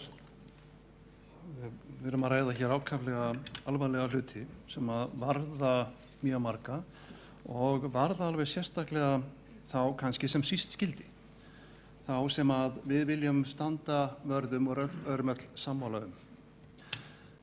Mér finnst óþægilegt að það komi hérna upp borgarfulltrúar, hver á fætur öðrum og meirihlutanum, og tali þessi mál eins og þetta sé nú allt saman yfirstíganlegt. Þetta sé allt saman í góðu lagi. Það auðvitað ekki svo. Formaður borgarráðs sagði til dæmis að við höfum séð það svartara. Já, hvenær skyldi það nú vera? Það nú kannski bara einu sinni áður sem við höfum séð það svartara, og það var þegar að efnahagshrun varð í öllum hinum vestræna heimi. Það ekki staðan í dag. Það ekki það umhverfi sem sveitarfélög eru að vinna í dag. Ekkert sveitarfélag á landinu að fást við verkefni af þessu tagi eins og við erum að gera í dag. Það að segja að reyna að bæta fjárhagsáætlun sem að í raun og veru var á gráu svæði. Við erum að afgreiða fjárhagsáætlun hér í desember sem að með óútfærðri hagræðingarkröfu upp á 1.780.000.000 eða í heildina upp á 2,3 milljarða. Með öðrum orðum að fjárhagsáætlunin var raunverulega ekki tilbúin þegar hún var afgreidd hér á borgarstjórn. Eins og við þekkjum af sveitarstjórnarlögum að þá verða fjárhagsáætlanir að gefa glögga mynd af efnahag sveitarfélagsins og handbæru fé, og það skal koma fram greinargott yfirlit tekjuöflun, ráðstöfun fjármuna, fjárheimildir og svo framvegis. Þetta nú allt saman í 62. grein sveitarstjórnarlaga. Og þar kemur einnig fram að það þurfa að afgreiða fyrir 15. desember ár hvert síðari umræðu fjárhagsáætlun. Og það var svo sem gert hér. En í lögunum einnig gert ráð fyrir því að hægt sé að sækja það að hafa þá umræðu og þann frágang síðar ef að ráðherra heimilar. Og það hefur kannski verið svo leið sem við áttum að fara. Það að segja að leita til ráðherra með það að við fengjum hér í Reykjavíkurborg að afgreiða fjárhagsáætlun síðar að því hún var ekki tilbúin. Og það hljóta allir að sjá það að hún ekki tilbúin. Þetta engir smámunir. Hér segir til dæmis formaður skóla- og frístundaráðs þetta bara 1,5% af heildarpakkanum á skóla- og frístundaráði. Það hann veit það vel sjálfur að þetta algjörlega ómarktækt vegna þess að það svo stór hluti af þeim ramma sem að það svið hefur úr að vinna sem bara bundnir liðir. Þannig að hvert einasta prósent mjög sárt og það ekki allir sem hafa unnið að þessum málum og ég einn af þeim. Þannig að mér finnst þegar við komum hingað upp núna í febrúarmánuði, þetta miklu seinna heldur en að fjárhagsáætlun ætti að vera afgreidd hér og við ættum að vera að vinna eftir. Þá erum við að ræða aðgerðir sem við ætlum að fara í. Erum ekki búin að ákveða þetta, heldur erum að setja í ákveðið ferli. Þar að leiðandi erum við raunverulega að ræða fjárhagsáætlun bara inn í árið. Þegar að ný fjárhagsáætlun komin í vinnslu. Já, það svona eiginlega tvíþætt. Í fyrsta lagi það ljóst af því að núverandi meirihluti ræður ekki við fjármálastjórn hér í borginni. Hann ræður ekki við þennan rekstur. Það hljóta allir að sjá það. Kannski 12-13 milljarða halli verður á rekstri liðins árs og 2,8 milljarða halli var á árinu áður 2014 eða árið áður. Og það er raunverulega ekkert gert. Það er ekki fyrir en menn sjá svona fram á síðustu metran í gerð fjárhagsáætlunar að þeir sjá að þetta gengur ekki upp. Það er alveg saman hvernig snúa sér, þetta bara gengur ekki upp. Og þá er brugðið á það ráð að vera með óútfærða hagræðingu eins og við erum að ræða hér í dag. Þannig að það er ekki bara það að meirihlutin ráði ekki við fjármálin í borginni, hann ræður ekki heldur við það kerfi að vinna innan þess kerfis sem að löggjafinn hefur sett okkur. Hann ræður ekki við að gera fjárhagsáætlun eins og lög gera ráð fyrir. Og við erum hreinlega á gráu svæði eins og við erum að vinna þetta hér í dag. Það er bara þannig. Og það er ekki gott að sjálf höfuðborgin, langstærsta sveitarfélagi, skuli ekki geta unnið betur úr sínum málum heldur en að við erum að gera hér í dag. Það sem ég hef ágjör að vera að það eru margir sem eru að fylgjast með því sem sagt verður hér í dag. Fylgjast með framsögn ýmissa formanna ráða hér í dag og er að vonast eftir því að fá svör. Er að vonast eftir því að það komi fram einhverjar upplýsingar það hvernig þeirra mál standi. Og það er vegna þess að það liggi hérna þessi plögg fyrir hjá okkur, til dæmis velferðarsvið, 412 milljóna hagræðingarkrafa. Það eru 3 línur. Hvað segir þetta því fólki sem að bara byggir sína afkomu sitt líf á því að fá stuðning frá velferðarsviði? 200 milljónir í endurmat, endurskipulægning annað 90 milljónir, hagræðing 122 milljónir. Þetta bara segir akkurat ekki neitt og því miður fannst mér formaður velferðarráðs ekki bæta úr því. Það er ekki nóg að lesa greinagerðina sem eru 6 línur. Þetta er allt og sumt. Ef að þessi tími dugar ekki einu sinni, eins og ljóst er að hann gerir ekki, þá held ég að við hefðum bara hreinlega ekki átt að leggja þetta fram hér í dag. Það hefði þá verið eðlilegra að betur hefði verið unnið úr þessu og það væri talað alveg skýrt. Borgarfulltrúinn Kjartan Magnússon fór hérna yfir þær yfirlýsingar sem komu frá skólastjórum grunnskólana og stjórnendum leikskólana og samfoki, samtök foreldra, sem öll hafa miklar áhyggjur af því hvað stefnir í þessum efnum. Það er gerð krafa upp á 670 milljónir og formaður skóla- og frístundaráðs fór yfir það hér áðan, en jafnframt eitthvað sem að kom nú mörgum óvart yfir einhverja aðra aðgerðir sem á að bæta í. Sem sagt það virðist vera svo að það að hagræða 670 milljónur, hagræða öðrum 200 milljónum til að setja í ákveðin verkefni sem að verður vinna eftir. Allt saman prýðileg verkefni, ég er ekki að segja það. Það er bara svo að þó að margt sé nú gott og margt viljum við gera og margt er það sem við getum sett á okkar óskalista, en auðvitað gerum það ekki að því við sjáum að það er ekki peningar fyrir slíku. Það svarar því fólki sem er að fylgjast með okkur engu, þó það horfið á borgarstjóran sigla flóan eða dansa á sviði borgarleikhúsinu.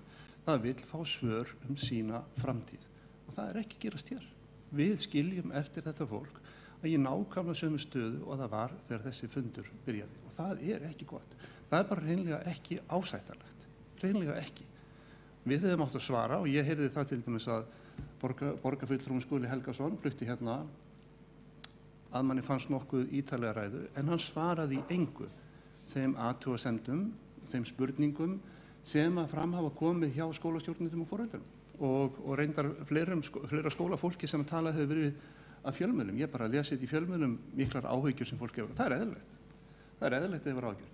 Hvað er það sem að slegið getur áhyggjur þess fólk sem að er að ræða opinberlega þessa stöðu? Það er bara það að fá að taka þátt. Að fá að taka þátt í því sem að við erum að gera, fá upplýsingar það sem að við erum að gera svo það viti hvar það stendur. Og í því erum við ekki að standa okkur. Að því leyti er þetta náttúrulega langt frá því að vera gegnsætt. Í ljósi þessa er þetta langt frá því að vera lýðræðislegt. Það er engin upplýsing sem að kemur hérðan til þessa fólks og það lýst mér ekki á. Ég hefði bara, eftir það sem undan er gengið, ég bara hreinlega geri meiri kröfu til þess fólks sem að hér myndaði meiri hluta árið 2014 í skyndi, myndaði meiri hluta völdin hér í borgarstjórn án þess að hafa getu til að klára málið. Það er bara þannig, því miður. Ég bara hefði búist meira, ég gerir meiri kröfu til þess fólks sem að hér er, heldur en að við erum að sjá hér í dag. Þannig að þetta eru auðvitað vonbrigði, þetta eru nauðsynlegar aðgerðir, en þær voru nauðsynlegar í fyrra, þær voru nauðsynlegar í hitti fyrra. En það er eins og enginn hafi vaknað í fyrra til þess að gera þetta. Og hvað er hér í þessu plaggi? Það sem að minnst er á sem gera þar, er allt saman svona selvfölglíhefur. Er bara svona sjálfsagðir hluti sem marg oft er búið að benda á, nýta húsnæði betur, nýta frístundaheimili og skóla, leikskóla betur í því húsnæði sem að til boða stendur, vera ekki að fara illa með orkuna, bjóða út til verkefni sem að hægt er að bjóða út að þess að koma niður á gæðunum og svo framvegis. Allt saman sjálfsagt. Við eiginlega þurfum ekki að sitja mikið lengur yfir svona hlutum til að bara klára það. Hefðu átt að gerast náttúrulega 2014 í þessum meira hluta. Eða þá bara á síðasta kjörtímabili þegar að sömu flokkar sem að hér leiða þennan meira hluta voru við völdin og gerðu ekkert í því að laga þessi mál og að stilla fjárhaginn og reksturinn af. Hér er því haldið fram að þetta kom ekki til með að hafa áhrif á þjónustuna. Hérna komu formin og segja að þetta mun ekki hafa áhrif á þjónustuna. Gott ef menn sögðu ekki að þetta hefði ekki áhrif á grunnþjónustuna. Það er auðvitað ekki rétt. Auðvitað mun þetta hafa áhrif á þjónustuna. Nema hvað? Það er útilokað annað. Við erum að tala um 1.780 milljónir. Og ég er algjörlega viss um það að þær aðgerðir sem hérna eru, að þið þarf svo lauslega orðaðar, að þær mun ekki duga til að ná því markmiði. Ég bara stend hér og segi það og ég býð þeim borgarfulltrúum meirihlutann sem að hér sitja að koma hér og reka þetta ofan í mig árið liðnu eða vilja. Þetta mun ekki takast með þessum hætti.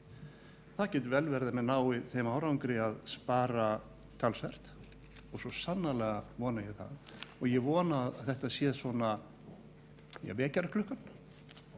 Þannig að þessi meirihluti sem að flotið hefur sofandi að feigðarósi átti sig á því að hann getur ekki haldið áfram með þeim hætti sem hann hefur verið að gera á þessu kjörtímabili og reynar, því þetta er raunverulega sami meirihluti að vera síðasta kjörtímabili, ekki heldur á síðasta kjörtímabili. Borgarfulltrúi Júlíus Vífill Ingvarsson hefur lokið máli sínu. Þá hefur borgarfulltrúi Elín Kristjánsdóttir óskað eftir að veita andsvar eða taka til máls. Andsvar eða taka til máls. Veita andsvar við ræðu borgarfulltrúans. Andsvar, já. Gjörðu svo vel, Elín Kristjánsdóttir, borgarfulltrúi. Forseti, ágætu borgarfulltrúar. Ég ætlaði bara aðeins að bregðast við og fá líka leiðrétta misskilningi sem var á milli okkar Áslaugar áðan, borgarfulltrúar Áslaugar Friðriksdóttur. Að því að ég fengi þær upplýsingar að bráðabirgðaniðurstöður fyrir árið 2015 sýna að fjárhagsaðstoð lækkar 140–150 milljónir króna frá árunum 2014 til 2015.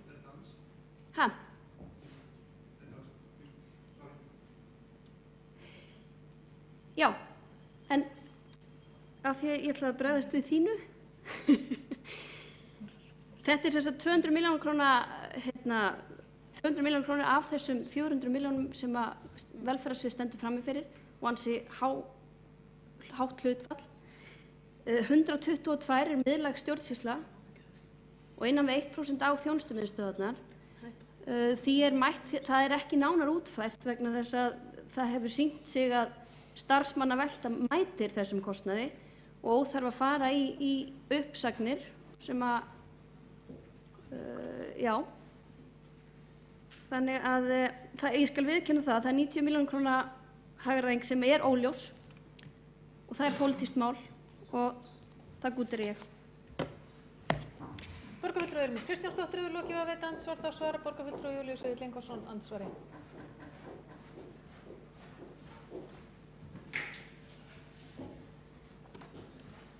Já, forseti, ég þakka formanni velferðarráðs fyrir að koma upp og fara þá aðeins yfir þetta. Þannig er nefnilega að ég veit að það liggja fyrir miklu nákvæmari upplýsingar og það liggja fyrir miklu nákvæmari útfærslur. Ég hef ekki séð þær.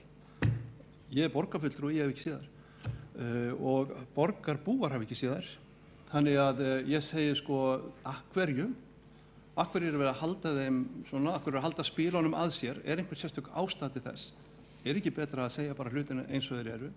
Það hlýtur að liggja miklu meiri vinna inn á velferðarsviði bak við þessar 3 línur, það sem eru 412 milljóna hagræðingi, bara trúið ekki öðru. Og mér finnst að borgarbúar, og náttúrulega ég líka, en ég skipti kannski ekki öllu máli í þessu máli, heldur bara fyrst og fremst þeir sem að treysta á þessu þjónustu, og þá erum við að tala ekki bara um þessar velferðarsvið, heldur líka til dæmis bara nemendur, foreldrar, kennarar, bara fólk út allt í borginni. Vill fá þessar upplýsingar, þær eru til nákvæmari og betri en þær sem við erum með hér í dag, og ég bara segi við ykkur, ágætu borgarfulltrúar í meirihlutanum, sýnið það bara.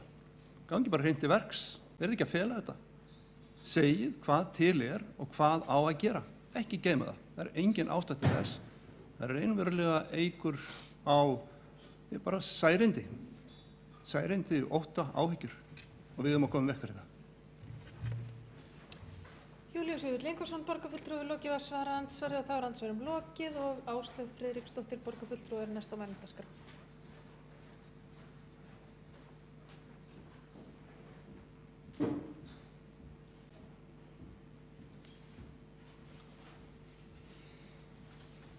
Forseti borgarfulltrúar. Ég langar svona aðeins að bara rétt að hlaupa yfir þetta svona almennt, að því í umræðunum hefur svona oft, maður hefur heyrt orðið að reksturinn eigi að vera sjálfbær, sjálfbærni er orð sem mikið notað, einnig að það skuli vernda grunnþjónustuna. Svo þegar maður skoðar þetta svona þá, já, sumt er alveg í þá veru og fínt og flott að það sé loksins komið fram, þó maður skilji nú bara ekkit út af hverju við erum að ræða þetta í febrúar árið 2016 þegar þetta átti að vera afgreitt í haust síðastliðið. Það er náttúrulega hið skrýtna í þessu máli öllu saman.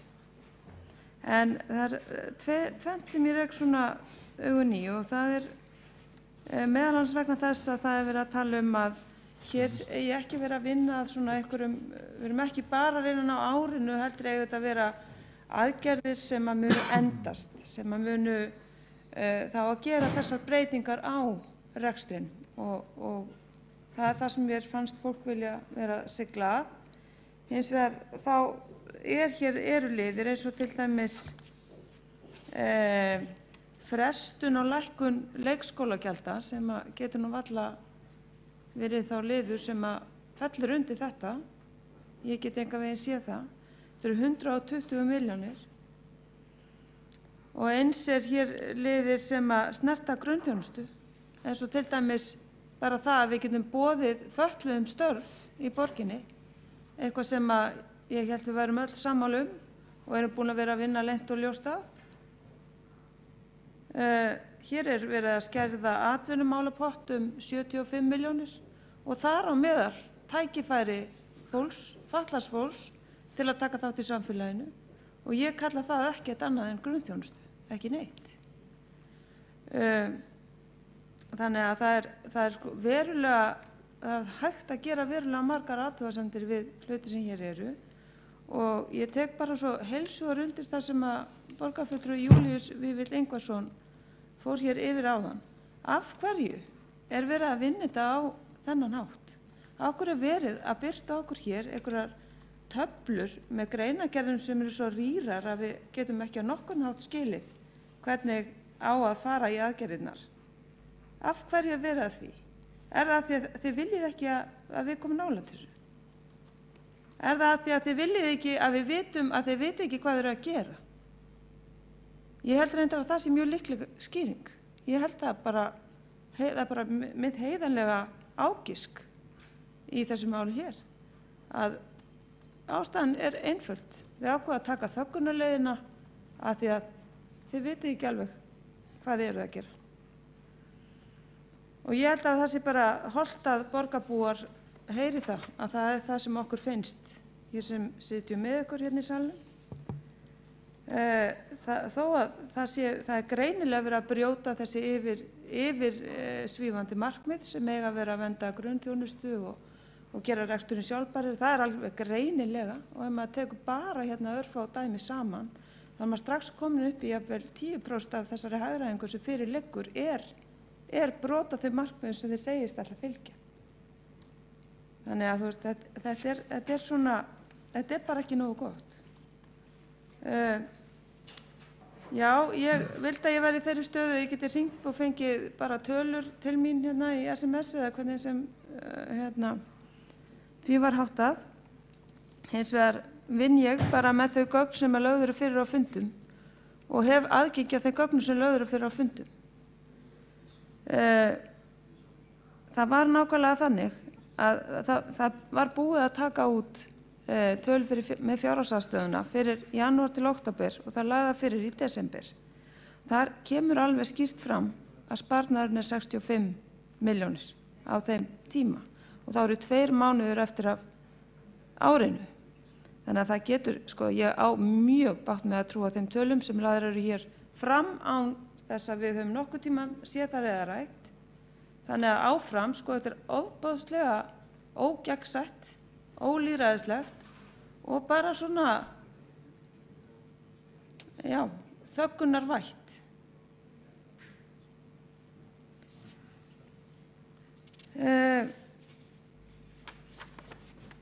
Ég eins og aðrir borgarfulltrúar í minnihlutanum bara lýsi hér mér yfir vonbrigðum með þetta skjal sem hér er lagt fyrir hennar fund. Ég lýsi miklum efasemdum yfir þau markmið sem eiga nást með því sem varðar velferðarráði hér í þessu plaggi. 200 milljónir, það er til aðrar tillögur. Ég tel vel að það sé hægt að ná markmiðunum, en ekki með þeim leiðum sem að bornar eru fram hér, ekki með þeim. Og þetta er bara mjög óraunsætt mat sem liggur hér fyrir og algjörlega þannig að í staðið að við sem að höfum á því mikla skoðanir, hvernig megi til dæmis aðstoða ykkur betur við að hagræða, fáum ekki að koma nálægt því. Mér finnst það bara mjög slæm vinnubrögð og ekki anda til dæmis þeirra, til dæmis Pírata sem hér sitja í þessum meirihluta og fara mikinn er nú með mesta fylgi nú þessa myndir og fólk vil skýra það nákvæmlega þess gegnsæinu og lýðræðinu. Mér finnst þetta, til dæmis þessi vinnubrögð ekki falla undir það. Alls ekki.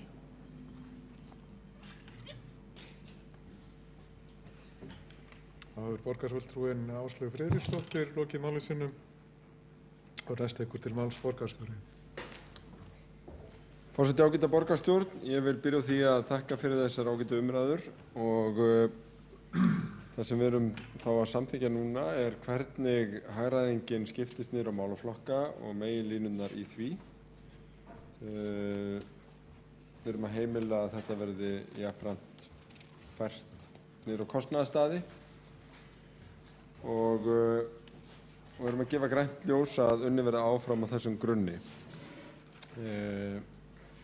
Hér hefur eitt og annað komið fram sem er bara mikilvægt að taka með sér inn í vinnuna áfram. Ég vil hvetja alla borgarfulltrúa og leggja ekki á liði sínu inn í nefndum og ráðum og koma sínum sjónarmiðum að. Það er mjög velkomið og opið fyrir það hér eftir sem hingað til. En mér finnst líka svolítið billegt vegna þess að auðvitað er það alveg rétt að það er aldrei auðvelt að spara. Að segja, já við erum að spara þetta og reyndar miklu meira en bara alls ekki svona. Bara einhvern veginn öðruvísi.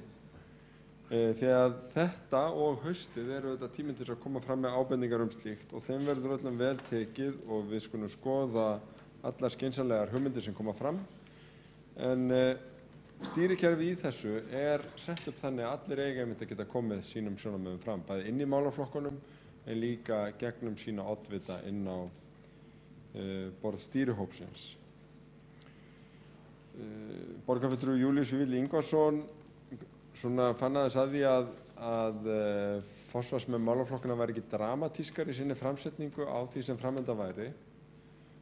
Mér finnst þetta ekki alveg sanngjarnt því að mér finnst bara farið nokkuð heiðarlega yfir þar sem að framundan en það eru þetta líka alveg takmörk fyrir því hvað 1,5% hagræðing dramatískt mál og einhver hafa kannski fallið í þá gryfju að velja niðurskurðinum eða hagræðingunni á Reykjavíkurborg framundan það stór orð að síðan þegar horfst í augun við raunveruleikann eins og hann verður og verið að leggja til að unnið verið með þetta að þá það kannski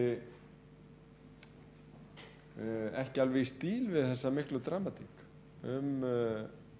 þetta gríðarlega ástand eins og sumir hafa kallað það eða óstjórn eða hvað það Staðreyndin sú að Reykjavíkurborg eins og öll önnur sveitarfélög í landinu að glíma við það að kjarasamningarnir voru dýrari heldur en tekjurnar leyfa þannig að það þarf að spara alls þar sem það hægt til þess að tekjur dugi fyrir gjöldum. Dramatískar en svo það nú ekki og þetta það bil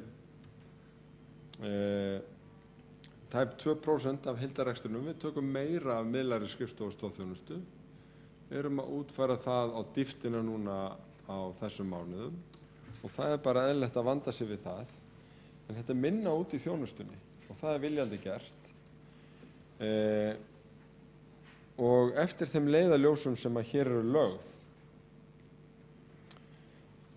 Mér hefur fundist vera bara býsna mikil sátt markmiðin. Mér finnst eðlilegt að það sé rætt hvort einhverjar einstakar tillögur stangist á við markmiðin ekki. Til þess eru markmið að máta allt sem við erum að gera út frá þeim. En mér finnst mikilvægt að halda þetta til haga að þegar við lækkum atvinnumálapottin til dæmis, sem var dæmi sem Áslaug Friðriksdóttir borgarfulltrúi nefndi, þá erum við einmitt ekki að lækka atvinnumálapottin til fatlaðs fólks.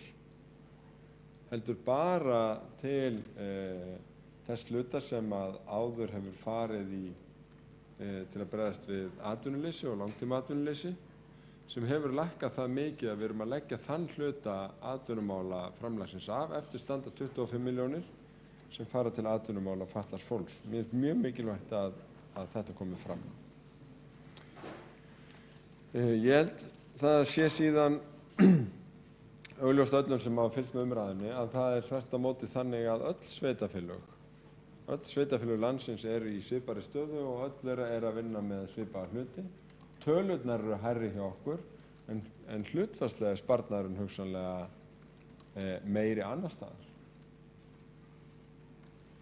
Og ég held við þurfum ekki að horfa til dæma eins og Reykjanesbæjar til þess að finna slíkt, heldur eru sveitarfélögin á höfuðborgarsvæðinu öll að horfa í krónur og aura. Akureyri og önnur sveitarfélög sem eru með fullgilda og burðuga þjónustu. Hvað 1,6%? Svona við reynum að færa það eins yfir á mannamál. 1780 milljónir. Það svolítið erfitt að ná utan það nema í einhverju samhengi við þá tæpu 100 milljarðar sem heildarrekstur borgarinnar Mér hefur reynst það vel þegar ég að reyna að útskýra þetta svona við eldhúsborðið heima að ef við gefum okkur að þessi fjölskylda með ráðstöfunartekjur upp á 500.000 krónur á mánuði þá þetta sambærilegt við það að hún þurfi að spara 8.000 krónur á mánuði. Það kallar á ákveðna útsjónarsemi. Það þarf að velta fyrir sér hvort þess að breyta einhverju innkaupunum eða orkunotkuninni eða einhverju. En það eru svona kannski margir litli hlutir. Það þarf ekki að vera að losa sig við íbúðin og flytja eitthvað annað eða eitthvað þaðan að dramatískara. Þetta 1,6% en ekki helmingur og í kannski tilraunum til þess að kalla fram dramatískari umræðu að þá svona sveiflar sumir sér á milli þess að segja hér þarf að spara og spara hratt yfir í það að segja allar þessar tillögur sem hér verið að leggja á borðið eru þannig að þær munu breyta miklu fyrir fólk. Og ég held að veruleikin liggi þarna á millið. Já, við þurfum að ná þessum árangri en ég held að sé alveg óhætt að spara dramatíkina. Ég held að það viti starfsfólk borgarinnar og borgarbúar að þessi verkefni framundan. En ég held að bæði tölurnar og þær tillögur sem núna eru komnar fram undirstriki að þetta eitthvað sem við höfum að geta ráðið við ef við vöndum okkur og stöndum saman að gera þetta skipulega og af yfirvegun. Það ætlum við að gera. Takk. Hv. borgarstjóri hefur lokið máli sínu og borgarfulltrúi Júlíus Vífill Ingvarsson hefur óskað eftir að veita andsvar við ræðu borgarstjóra.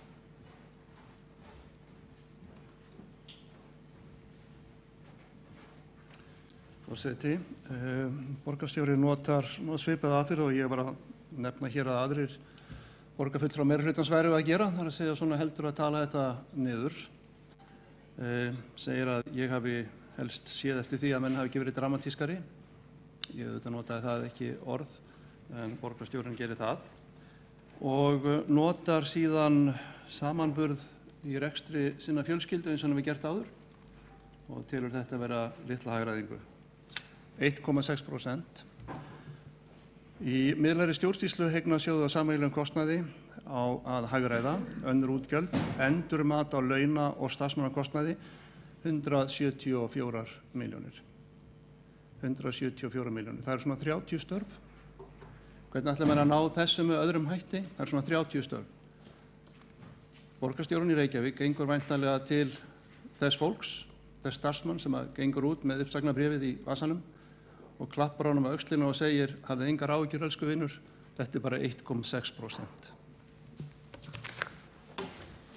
Júlíus Vífill Ingvarsson, borgarfulltrúi hefur lokið að veita andsvar, þá svarar hv. borgarstjóri andsvari. Forseti, ágæta borgarstjórn, já það vantaði nú ekki dramatíkin í þetta ansvar, en liðurinn sem borgarfulltrúin var að lesa upp er endurmat og kostnaði við kjarasamninga. Þeir kosta einfaldlega aðeins minna en gert var ráð fyrir þegar áætlað var fyrir þeim í fjárhagsáætluninni. Þannig að það þarf sannarlega ekki að segja beinum einasta starfsmanni út af þessum 173 milljónum, heldur er þetta endurmat og kostnaði við kjarasamninga, breytingar sem þannig eru gerðar á fjárhagsáætluninni og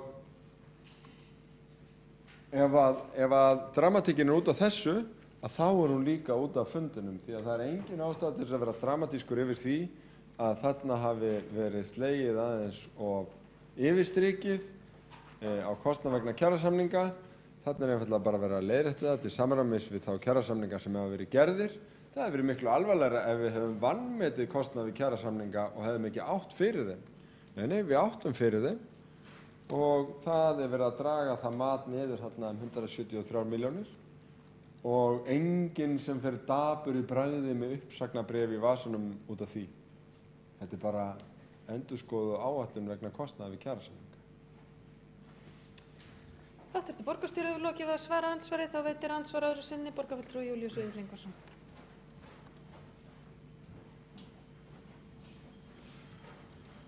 Já, það er ágætt að, forseti, það er ágætt að borgarstjóri kom hér upp og bendi á þetta. Og þetta er kannski bara akkurat dæmi það sem við vorum að ræða hér bara rétt áðan. Það er það að við fáum hér í hendurnar einhverja eina línu sem að segja starfsmannakostnaðar og þá hagræðum 174 milljónir og síðan ekki söguna meir. Þá spyr ég á móti 1,6%. Getur það borgarstjóri staðið upp hér og sagt að þessar sparnaðar aðgerðir, hagræðingar aðgerðir munu ekki leiða til þess að nokkurum starfsmanni verður sagt upp í Reykjavíkurborg. Júlíus Vífill Ingvarsson, borgarfulltrúi hefur lokið að veita andsvar öðru sinni og þá svarar hv. borgarstjóri andsvar öðru sinni. Forseti, ágæta borgarstjórn, þetta hefur marg komið fram. Við höfum sagt að í stóru kerfi eins og hér að þá er hægt að nýta sér starfsmannaveldi í langflestum tilvikum. Uppsagnir verði algjör undantekning en það er auðvitað ekki hægt að útiloka einhverjar breytingar, skipulagsbreytingar og annað slíkt leiði til breytingar á starfsumhverfi. Þannig að það er ekki hægt að útiloka það. Sjálfsög ekki og þetta hefur margoft komið fram í umræðinni, bæði fyrir áramót og núna. Þannig að ég veit ekki alveg eftir hverju borgarfulltrúinn er að fiska. Vill hann miklar uppsagnir í takt við dramatíkina sem hann hefur boðað? Er það stefna Sjálfstæðisflokksins? Og þegar ná gríðarlegri hagræðingu, að ég tala nú ekki hvað milljarða skattalækkunum með stórfelldum uppsögnum, það stendur ekki til hér.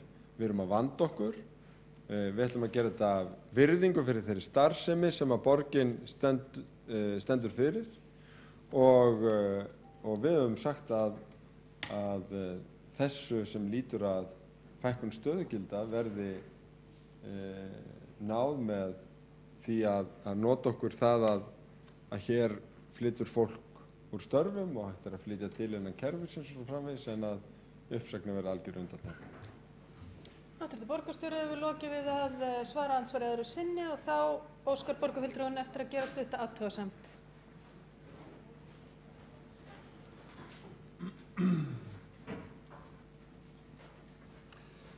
Forseti, já, það eru kannski komið svolítið að kjarna málsins.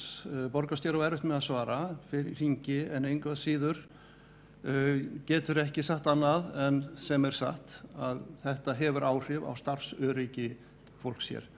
Þess vegna, þegar hann með háðslegum orðum talar að ég kalli eftir dramatík, þá vil ég fá þetta fram og ég get sagt það við borgarstjóran að þeir sem hafa áhyggjur af sínum starfum, þeir kunna ekki að meta slíka hæðni á að tala að þetta sé dramatík. Þetta mjög alvarlegur hlutur og það alvarlegur hlutur að koma hinga fram og tala í hálfkvennum vísum eins og formenn ráðan hafa gert og borgarstjóri svo sannarlega. Og þess vegna stendi við það sem ég sagði að hér hefði átt að vinna málin betur ef menn hefði þurft meiri tíma sem hefur stendar algjörlega óþarfi því þetta vinnst allt og hægt og koma síðan fram með þær upplýsingar sem eru sannar og réttar og liggja á borðinu í dag. Borgarfulltrúi Júlíus Víll Ingvarsson hefur lokið að gera stutt athugasemd, þá gerir háttvirtur borgarstjóri stutt athugasemd. Forseti ágæta borgarstjórn, Júlíus Víll Ingvarsson borgarfulltrúi missteig sig aðeins í umræðinni hérna áðan. Hann hélt að liður upp á 170 milljónir sem endurreikningur á áhrifum kjarasamninga þýddi uppsagnarbréf fyrir 30 manns. Þegar þetta varð heyrin kunnugt og var auðvitað óþægilegt þó að það skiptir bara mjög miklu máli að koma fram fyrir skýringu við þetta, að þá bara reynt að sveifla sér í einhverja aðra dramatík vegna þess að myndin sem hann var búinn að teikna af 30 manns með uppsagnarbréf átti sér enga stoð í veruleikanum. Þá verði ég bara ítreka þakkir, allavega til allra annara borgarfulltrúa hér í salnum, fyrir býsna málefnalegar umræður, því að við verðum að ræða út frá einhverjum svona tilbúnum veruleika, en ekki því raunverulega viðfangsefni sem við erum að eiga hérna, þá værum við öll á miklu verri stað. Miklu verri stað. Þetta bara gengur vel, ég vil þakka fyrir samstarfið og nú höldum við áfram. Háttvirtur borgarstjóri hefur lokið við að gera stutt athugasemd og þá andsvörum lokið og næstur á mælendaskrá borgarfulltrúi Björn Blöndal.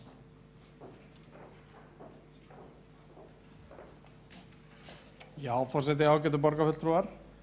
Ég ætla nú raun og veru að gera stutt athugasemd þó að liðurinn kallist annað. En þegar að kemur að því að ræða stöðugildi og störf fólks, sem reyndar það nú vill svo vel til að staðan á vinnumarkaði hér í Reykjavík í dag er nú allþokkaleg. Hins vegar þá hefur enginn kallað meira eftir því að hér verði fækkað starfsfólki en oddviti sjálfstæðismanna, Halldór Halldórsson, og borgarfulltrúar Sjálfstæðisflokksins. Þeir hafa sagt hér að hér séu 100 stöðugilda ofaukið. Þannig að það nú ekki nema vona maður spyrji sig hvaða hugmyndafræði liggur að baki og hvaða hugmyndir liggja að baki málflutningi fulltrúa Sjálfstæðisflokksins. Og svo vita þeir auðvitað alveg að í kerfi þar sem að vinna 8.000 manns, þar töluvert starfsmann að velta. Og það hefur komið hér fram með skýrum hætti í málflutningi mjög margra borgarfulltrúa sem hafa verið að gera hér grein fyrir tillögum. Að það sé einfaldlega þannig að í einhverjum tilvikum verði ekki ráðið í stöðu sem losna. Þannig ég tek undir með borgarstjóra að hér verið að reyna að búa til einhverja dramatík. Hér verið að reyna að yfirselja vanda og slá sér til riddara á heldur ódýran hátt. og endurtek, það hefur engin borgarfulltrúi kallað meira eftir því að hér verði stöðugildum fækkað verulega en oddviti Sjálfstæðisflokksins, Halldór Halldórsson, og aðrir borgarfulltrúar Sjálfstæðisflokksins. Þannig að þetta er nú svona hálf dapurlegur málflutningur. Borgarfulltrúi Björn Blöndal hefur lokið máli sínu og borgarfulltrúi Halldór Halldórsson hefur óskað eftir að veita andsvar við ræðu borgarfulltrúans.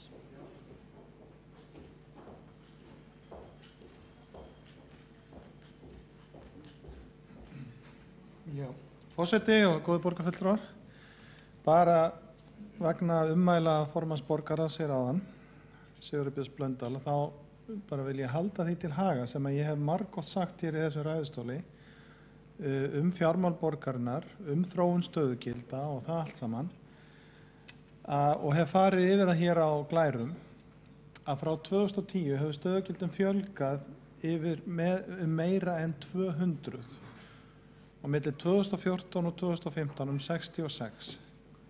Og þetta er ekki stöðugildi varða málefni fatlaðs fólks, þetta er ekki stöðugildi varða atvinnuátaksmál og slíkt. Og ég hef sagt að það sé ekki stjórn á þessu og þetta kosti á ársgrundvelli 1,7 milljarða.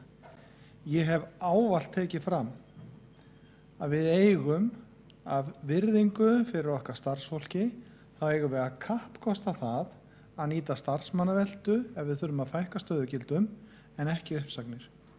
Þannig að það sé ekkert verið að rugla umræðuna með þessu sem að hér kom fram hjá borgarfulltrúa Birni Blöndal áðan, að ég hafi staðið hér og kallað eftir stórfelldri fækkun stöðugilda, þá hef ég fyrst og fremst staðið hér og kallað eftir því að það var ekki stjórnlaus fjölgun stöðugilda. Ekki stjórnlaus fjölgun stöðugilda. En ég hef ekki verið að biðja meirihlutann að ganga hér og reka starfsfólk. Við eigum að tala þessi mál af fullri virðingu fyrir starfsfólki og hagsmunum þeirra og nálgast þetta líka af ákveðinni nærgætni leið. Þannig að þetta sé algjörlega á hreinu og sé ekki verið að rugla umræðuna með þessu eins og mér fannst borgarfulltrúi Björn Blöndal verið að reyna hér áðan. Halldór Halldórsson borgarfulltrúi lokið við að veita andsvar. Þá er andsvörum lokið og næstur á mælendaskrá er borgarfulltrúi Júlíus Vífill Ingvarsson.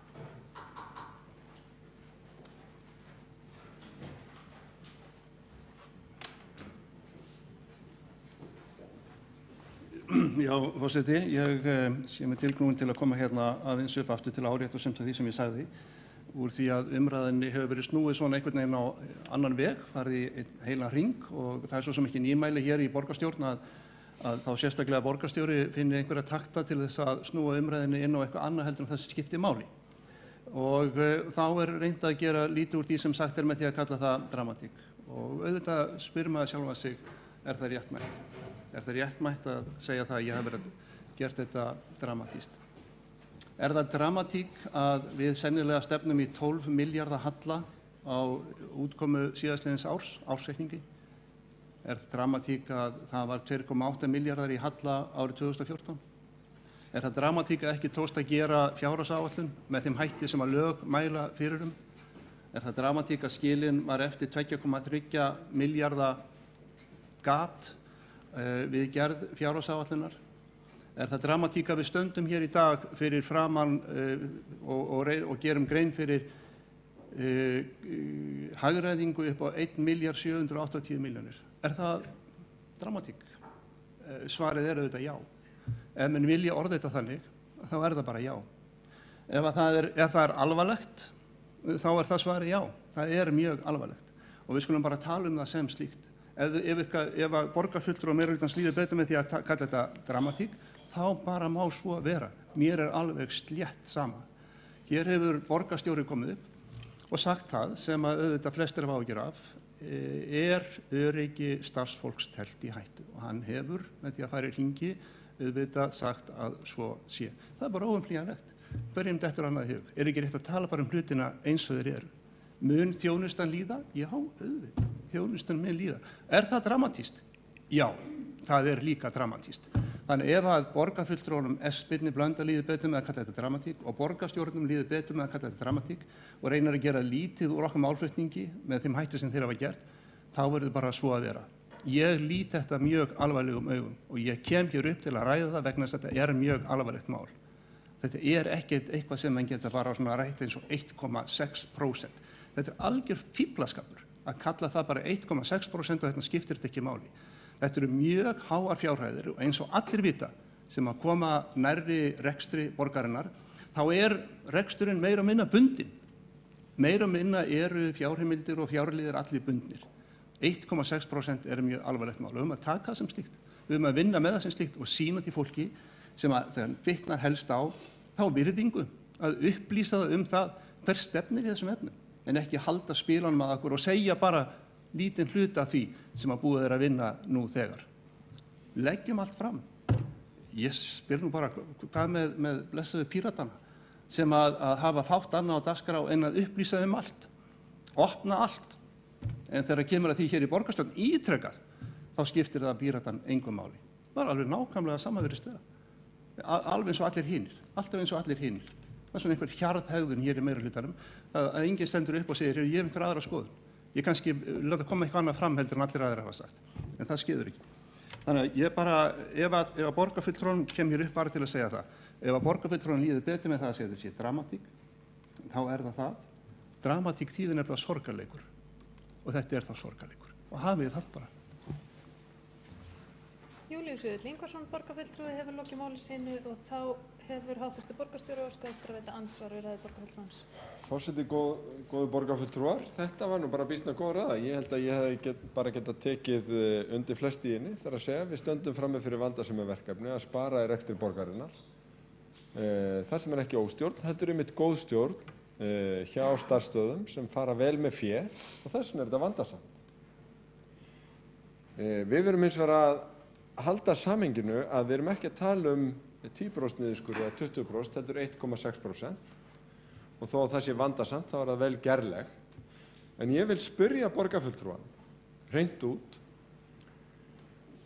hefur hann eða Sjálfstæðisflokkurinn þá skipt skoðun vegna þess að allt síðasta ár talaði Sjálfstæðisflokkurinn þess að það væri mjög auðvelt að skera niður. Það væri bara í raun leti og viljaleysi núverandi meirihluta sem að stæði því vegi. Núna er þetta þyngra en tárum taki og það má engu breyta. Og hvar eru þá góðar og uppbyggilega tillögur borgarfulltrúans niðurskurð ef ekki þessar? Vegna þess að þessar koma frá málaflokkunum sjálfum, frá skrifstofunum í miðlægri stjórnsýslu og ég get vottað það að það eru allir að reyna að gera eins vel og þeir geta, vanda sig eins og þeir geta. Sumt þarf ítarlegri greiningu og það höfum við sagt að við ætlum að greina hvernig einn málaflokk síðan á næstu 2 árum og þetta finnst mér bara fyrirmynda vinnubrögð.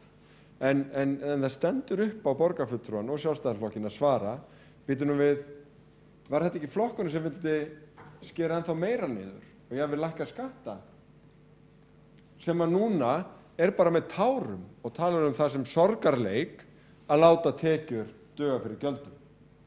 Maður getur ekki lifað í báðum heimunum að minnsta kosti ekki á sama tíma. Hv. borgarstjóri hefur lokið við að veita andsvar og þá svarar andsvari borgarfulltrúi Júlíus Víðill Ingvarsson.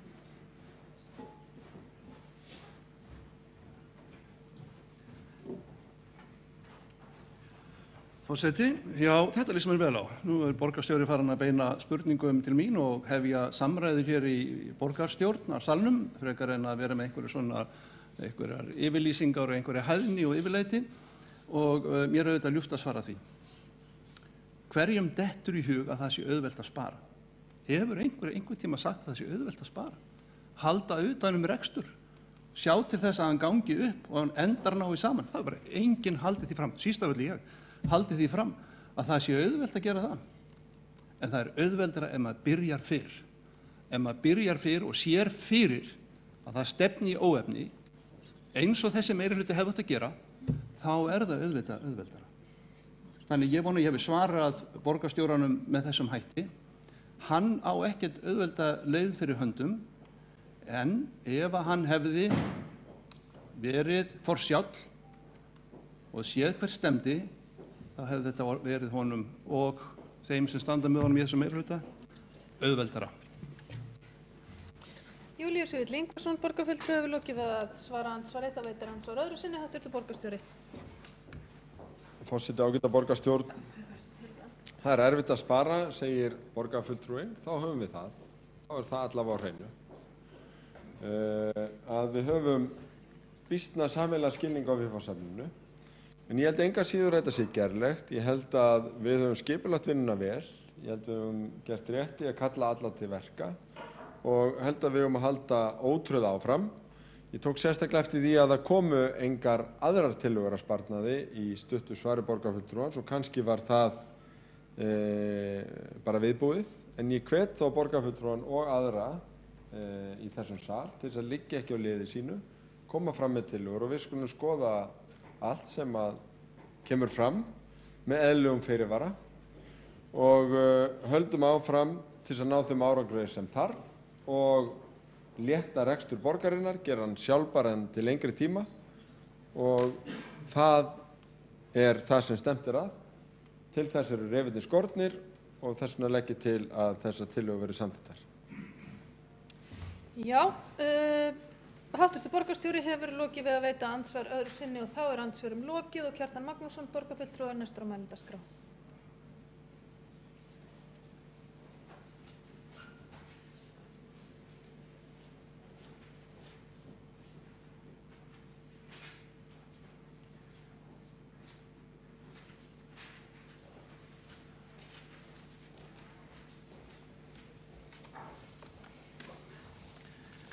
Forseti, ágætu borgarfulltrúar.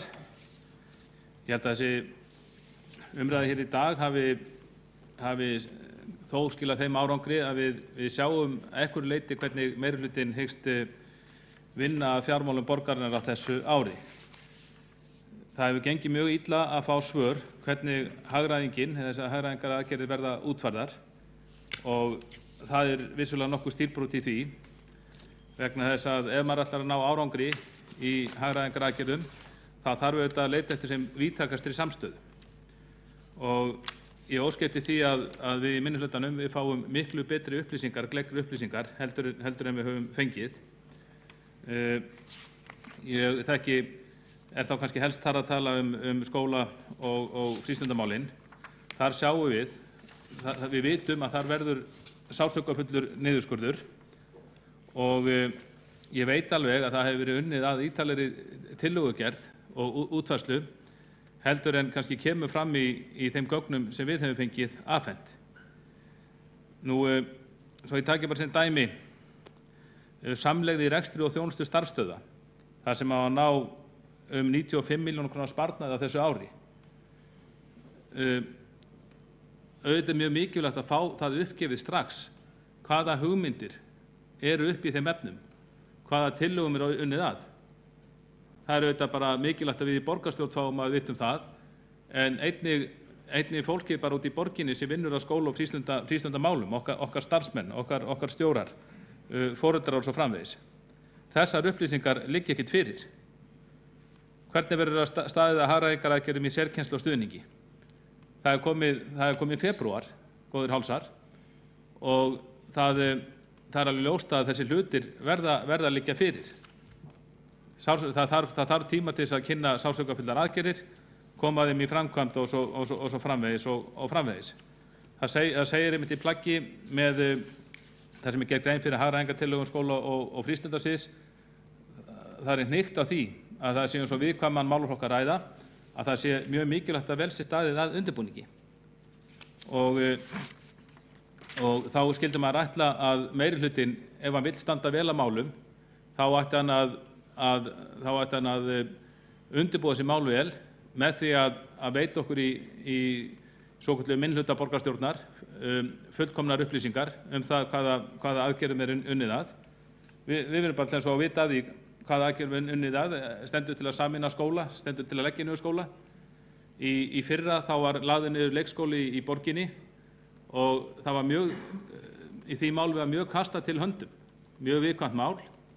Þar var í rauninni beðið eftir því að skóla og frístundaráð færi í sumarfrí til þess að vera hægt að vinna málinu. Við í minnihluta skóla og frístundaráðs, við fréttum það, þetta var að leggja niður leikskóli í Grái, við fréttum það í rauninni í sumarfríinu að það væri verið að vinna að málinu. Og það hefði verið fundur 20. eitthvað júní Svo fréttum við auðvitað eftir á, það var auðvitað löngu byrjað að vinna að niðurlagningu skólans. Menn bara vildu ekki að það mál fari inn í skóla- og frístundaráð. Síðan var bara fóruðum viðkomandi leikskóla bara tilkynnt að þetta veri orðin hlutur. Eða þeim var tilkynnt að nánast eins og þetta veri orðin hlutur. Og það er einmitt svona vinnubrögð sem við viljum ekki sjá. Ef það stendur fyrir dyrum að sameina starfsstöðvar, hvort sem að tala leikskóla, grunnskóla, frístundaheimili, þá þarf það bara að liggja fyrir sem fyrst, því að þetta tekur tíma. Ef það á að samnýta betur húsnæði grunnskóla og frístundaheimila sem ég nota bene mjög hlynntur, þá þarf þetta að liggja fyrir sem fyrst. Því það ekkert allstaðar sátt í kerfinu slíka breytingar. Og því lengri tími sem gefst til undirbúnings, þeim mun meiri líkur á að við getum lent þessum slíkum hagræðingu og slíkum sparnaði í sameiginlegri sátt. Nú, sporin hræða svolítið í þessum efnum, vegna þess að, og ef við lítum bara til síðustu áran, þá sjáum við að það er ekkert sama hvernig staðið er að hagræðingar aðgerðum. Í kjölfar hrunsins, þá var, eins og var gert grein fyrir hér áðan, þá var staðið að mjög víðtækum sparnaðar aðgerðum. Eftir á að hyggja þá finnst mér alveg ótrúlegt hvað það tókust vel. Formaður skóla- og frístundaráðs sagði að á árunum 2008 til 2011 þá er rauninni tekist að hagræða 13% í þeim rekstri skóla- og frístundasviðsins, og ég held að þær tölur séu nálægt sanni. Það var alveg ótrúlegt hvað það tókst vel. Þá bara strax á uppastöðu málsins þá voru fulltrúar minnihlutans kallaðar að málinu. Við reyndum að vinna þetta þannig sem það voru meirihluta, það væri ekki meirihluta og minnihluta í borginni. Við reyndum að kalla alla flokka að þessari vinnu, og þetta tókst svo vel að ótrúlega gerðist að ánægja á sama tíma að vera að hagræða verulega í skólunum, þá jókst ánægja meðal foreldra með þjónustu þeirra. Hins vegar á síðasta kjörtímabili þegar meirihluti Samfylkingar og Bjartrar framtíðar fór í hagræðingar aðgerðir, svokallaðar hagræðingar aðgerðir, þá var staðið illa þeim, það olli miklu uppnámi í skólunum. Það er hægt að lesa það í skýrslu sem kom út fyrir réttu ári á vegum óháðs ágæðafyrirtækis sem tók út þær breytingar og gaf þeim falleinkunn. Sagði að það hefði verið með staðið mjög illa samráði og gaf svona leiðsögn það, eða gerði tilraun til að gefa leiðsögn það hvernig verið hægt að standa að breytingastjórnun í skólakerfinu í Reykjavík, að allt fari í háa loft eins og það fór þegar að Dagur B. Eggertsson og Björn Blöndal, borgarfulltrúar, leiddu þær breytingar á síðasta kjörtímabili í skólunum. Og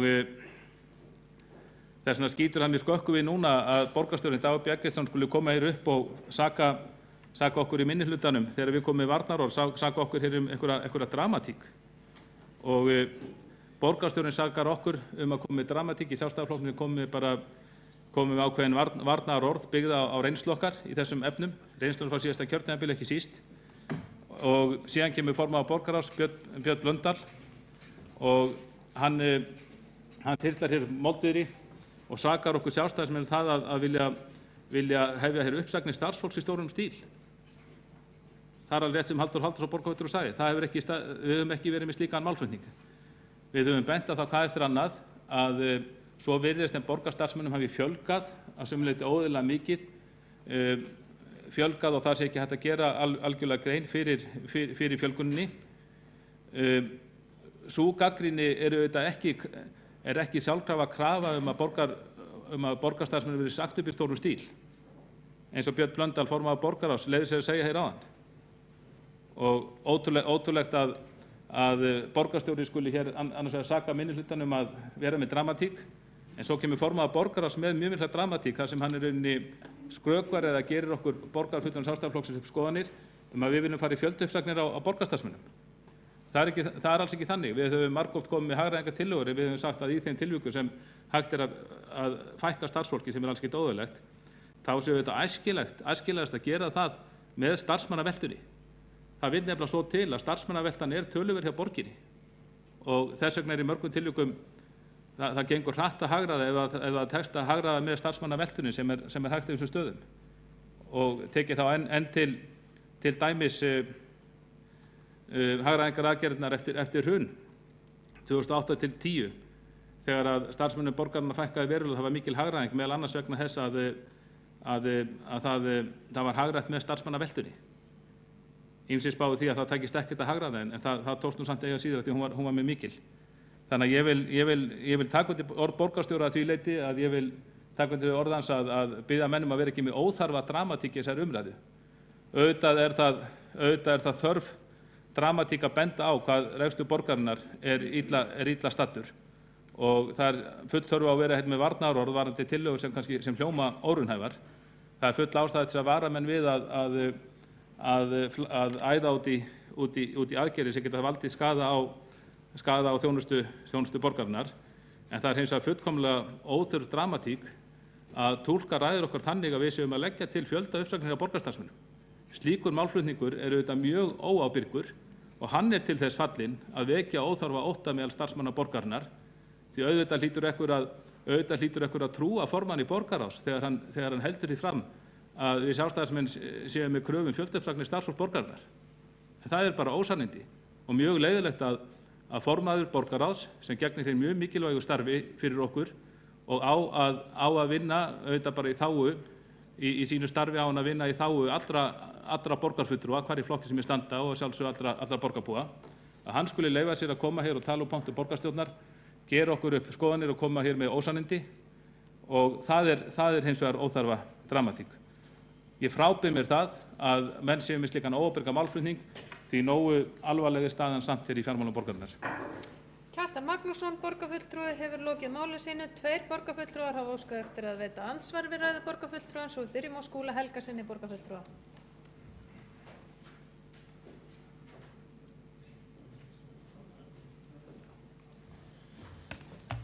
Já, forseti og ágæta borgarstjórn, ég vildi rétt bregðast við 2-3 atriðum í máli borgarfulltrúa Kjartans Magnússonar. Í fyrsta lagi var kallað eftir útfærslu á tillögum okkar sérkennslu og stuðning á leikskólum. Ég reyndar fór ágætlega yfir það hér í minni ræðu fyrir á fundinum. Þetta eru 4 atriði sem þar eru undir og þarf að endurtaka það. Við höfum líka kynnt þessi sömu atriði á fundi í skóla- og frístundaráði en samandregið þá eru þetta minniháttar tilfærslur sem að felast í sér endurskipulagning á þjónustunni. Við erum að færa okkur út úr því að kerfið okkar sé sjálfvirkt í því að bregðast við greiningum, í það að við séum að horfa á að þjónustan og handleiðslan sé markviss beint inn á gólf til að við getum stutt betur við bakið á okkar starfsfólki.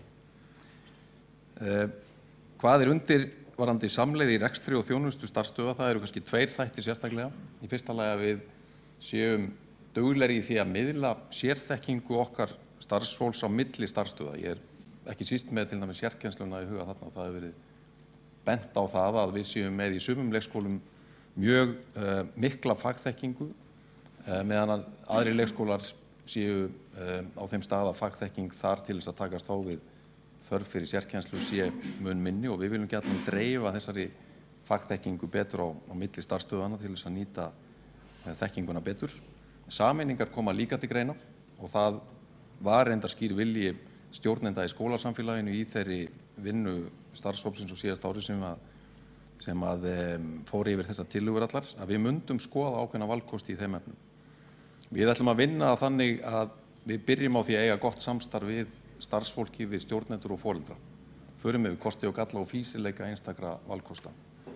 Ég get þó upplýst það hér að eins og við ræddum í skóla- og frístundaráði í síðustu viku að það samtal er hafið varðandi leikskólan Bakkaberg, þar sem við höfum átt fundið með starfsfólki og foreldrum í Grafarvogi og Kjalarnesi og þar kom fram mjög skýr vilji til breytingar sem við munum vinna áfram með starfsfólki, stjórnendum og foreldrum og reyndar íbúum sömuleiðis.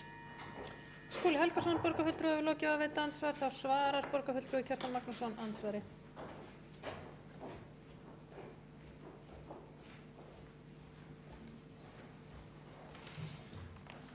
Forseti, góðir borgarfulltrúar, ég þakka fyrir þessi svör. Sagði mér reyndar ekki mjög mikið og ég veist ekki að formaður skóla- og frístundaráðs er allur að vilja gerður til þess að ná hagræðingu út úr kerfinu, til dæmis með því að auka samtal á milli starfsstöðva og miðla þjónustu þeirra á milli, en við vitum það hins vegar alveg að þar er við ramman reip að draga. mörgum þessum stöðum kvartar yfir nú þegar að álag á starfsmenn sé óeðlilega mikið. Hann nefndi það sem sín alveg rétt, hugsanlega sameiningu eða sem sagt breytingar varðandi Bakkaberg, og það er mál sem unnið að með vönduðum hætti á sviðinu og fær vonandi farsæla úrlausn. En ég vek athygli á því varðandi það að þar er að ræða leikskóla, sem sagt 2 leikskóla sem voru sameinaðir á síðasta kjörtímabili, og sú sameining virðist ekki hafa tekist vel, og það er sem sagt að vinna útfærslu þess að breyta því fyrirkomulagi. Þannig að ég efast það, þetta eru reyndar, báðir þessir leikskólar eru mjög góðir og sem sagt yfirstjórn þeirra var sameinuð, mjög langt á milli þeirra, þannig að þetta var djörf tilraun. Virðist ekki hafa tekist vel, þannig að ég var erfitt með að sjá, ef við ætlum að halda bara því að formaður nefnir þetta eina dæmi, að ég var erfitt með að sjá að ef við breytum fyrirkomulaginu þar, ég sé ekki hvernig það á að geta orðið til sparnar. Ég á miskust erfitt með að sjá það. Þar að ræða 2 leikskóla sem voru sameinaðir og fara nú væntanlega sundur aftur. Annar kannski undir skólaeiningu á Kjalarnesi, ég veit það ekki, eða verður bara sjálfstæður, og hinn kannski undir annan leikskóla, ég veit ekki heldur, en sérstakt dæmi nefna það. Ég ætla að vona að dómurinn sem þessar hagræðingartillögur fá á endanum séu þær að þar hafi verið einhvern veginn óraunhæfar og séu þá eitthvað svona skálkaskjól fyrir meirihlutann hér í borginni að reka borgina áfram með tapi sem í rauninni er í blóra við sveitarstjórnarlög. Borgarfulltrúi Kjartan Magnússon hefur lokið við að svara andsvari og þá veitir andsvar öðru sinni borgarfulltrúi Skúli Helgason. Forseti, ágæta borgarstjórn, ítrekka það sem ég sagði áðan, ég held að það sé afar mikilvægt einmitt af því að við berum öll hagsmuni starfsfólks og foreldra og íbúa í borginni fyrir brjósti, að við vöndum okkur í hverju skrefi þegar við erum að ræða mál eins og hugsanlega breytingu á rekstrarfyrirkomulagi, samlegð, sameiningar og svo framvegis, og það er einbeittur ásetningur okkar að gera það. Þess vegna munum við fara yfir þann lista sem að meðal annars hefur orðið til út af ábendingu frá okkar góða fólki úti á vettvangi og skoða vandlega kosti og galla. Við munum ekkert hlaupa til í þessum efnum, en það eru samkvæmt þessu sama mati nokkrar borðleggjandi hugmyndir sem við teljum brýnt að skoða strax, og ég vil vekja athygli á því að við teljum að næstu vikur fari í að raun og veru velja og hafna í þessum efnum, og þessir kosti sem að þarna verði undir þeir komi til framkvæmda þá þegar að líða tekur á árið og skilir sér að fullu á næsta ári. En það er alveg ljóst að þarna eru tiltekin tækifæri og við höfum ekkert að vera feimin við það, en vinna málin rétt þannig að samráðið komi fyrst og við séum ekki að gefa okkur neina niðurstöðu fyrirfram. Borgarfulltrúi Kjartan Magnússon nefnir ákveðna valkosti, en þeir eru fleiri í því tilviki sem við ræddum áðan varðandi Bakkaberg, og við verum að gefa og bera þá virðingu fyrir okkar fólki sem ég hef hér nefnt að það fái tækifæri til að koma að því að vega þá og meta. Skúli Helgason, borgarfulltrúi, hefur lokið við að veita andsvar öðru sinni og þá svarar andsvar öðru sinni borgarfulltrúi Kjartan Magnússon. Forseti, góðir borgarfulltrúar, ég tek algjörlega undir það með formanni skóla og frístundaráðs, Skúla Helgasyni borgarfulltrúa, að við eigum að sýna fólkinu út í borgin sem vinnur fyrir okkur og sem við þjónum eins mikla virðingu og við getum. Það hefðum við best gert með því að skila almennilegri fjárhagsáætlun strax í byrjun desember. Samkvæmt sveitarstjórnarlögum þá á að samþykkja sveitarfélög samþykkja sínar fjárhagsáætlanir fyrir 15. desember með öllum útfærslum. Það er alveg á mörkunum gagnvart sveitarstjórnarlögum að samþykkja fjárhagsáætlun sem er með einhverju hagræðingu sem á eftir að útfæra. Það er síðan tekið fyrir í febrúar og þá fá ekki nægilega mikla útskýringar á því hvernig þetta verður útfært. Okkur er bara sagt að þetta verði allt einhvern veginn skoðað. Mér finnst það ekki verið að koma fram að fullri virðingu við alla þá sem bíða eftir því með öndin í hálsinum að sjá hvernig þessi mikla hagræðing verður útfært. Að þessu sé bara vísa einhvern veginn inn í árið. Og árið er fljótt að líða, við vitum það er komið í febrúar. Hvenær má búast við tillögum? Hvenær má búast við því að fólk sjá í raun og veru hvernig hagræðingin, hvernig hún verður útfærð? að sjálfsögðu hefði þetta allt átt að vinnast með fjárhagsáætluninni fyrir 15. desember. Þá þegar hefði átt að liggja fyrir með fullkomnum hætti hvernig þetta allt saman verið útfært. Það var nægur tími, fjárhagsáætlunin vinna hefur aldrei hafist jafn snemma eins og hún hófst á síðasta ári. Þá hefði þetta átt að liggja fyrir. Þannig hefðu við sem best sýnt fólkinu okkar, borgarbúum, starfsmönnum og íbúum. Þannig hefðu við sýnt þeim virðingu, þá hefði legið fyrir áramót hvernig ætti að útfæra þessar hagræðingarkröfur og þannig hefðu við getað undirbúið okkur. Því miður er ég hræddur það að ýmislegt af því sem hér hefur verið lagt fram og átt að útfæra lendi í eindaga. Kjartan Magnússon, borgarfulltrúi, hefur lokið að svara andsvari öðru sinni og þá er þeim andsvörum lokið og næstur til að veita andsvar er borgarfulltrúi Björn Blöndal. Já, forseti, ágætu borgarfulltrúar.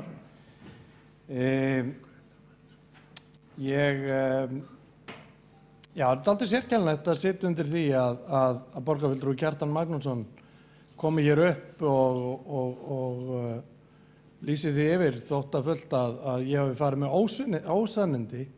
Ég held að hann hafi alls ekki verið að hlusta á umræðina. Því að það sem ég sagði var það að hingað í pontu hefði ítrekkað komið oddviti Sjálfstæðisflokksins Halldór Halldórsson og aðrir borgarfulltrúar Sjálfstæðisflokksins og lýsti því yfir að hér væri stöðugildi allt of mörg, sennilega 200 of mörg og í því er eitthvað að gera. Og hvar eru nú ósannindin? Ég held að þið verði aðeins ágætu borgarfulltrúar Sjálfstæðisflokksins að reyna að halda betri samfellu í ykkar málflutningi og bara í ykkar skoðunum jafnvel. Hvort viljiði að hér sé sagt upp fólki, hvort teljiði að hér sé of mörg stöðugildi eða ekki. Það væri ágætt að vita það. Ekki aðalatriðin, en það væri ágætt að vita það. Þannig að koma hérna síðan upp og væna fólk ósannindi, þetta er náttúrulega bara hlægilegt. Og varðandi það að formanni borgarráðs ber að gæta hags allra borgarfulltrúa, þá er það vissulega rétt. Fyrst og fremst ber honum auðvitað að gæta hags borgarinnar og borgarbúa. Og það er það sem við erum að gera hér alla daga. Borgarfulltrúi Björn Blöndal hefur lokið við að veita andsvar, þá svarar andsvari borgarfulltrúi Kjartan Magnússon.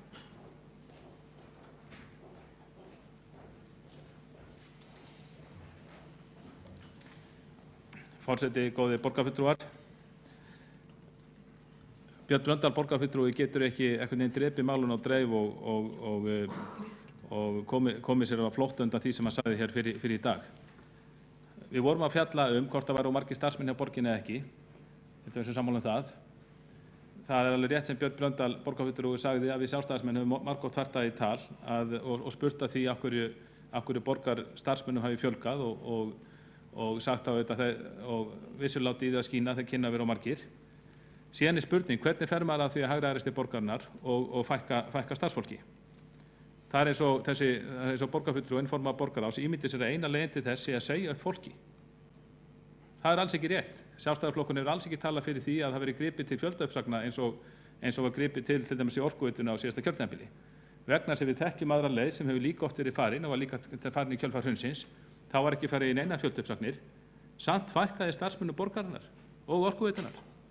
Þeim fækkaði vegna þess að starfsmannaveltan var alveg ótrúlega mikil í kreppunni, þrátt fyrir að vera í kreppa, og þannig tókst að fækka starfsfólki og án þess að segja upp, án þess að grípa til fjöldauppsagna. Og sú leið bara virkaði.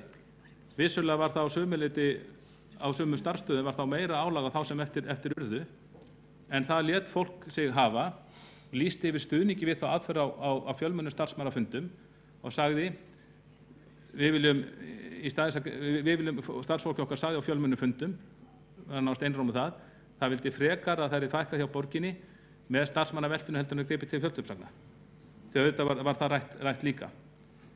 Þannig að ég ætla bara, ef að formaður borgarráðs veit virkilega ekki munar þessu tvennu, þá get ég bent honum á ýmsar greinar sem þetta er rætt og frábið mér það að hann segir hér trekk í trekk að gefa í skyn að við borgarfulltrúar Sjálfstæðisflokksins séum að mæla með fjöldauppsögnum hjá borginni því það eru hrein og bein ósannindi. Borgarfulltrúi Kjartan Magnússon hefur lokið við að svara andsvari og þá er andsvörum lokið Og næsta mælendaskrá er borgarfulltrúi Áslaug Friðriksdóttir.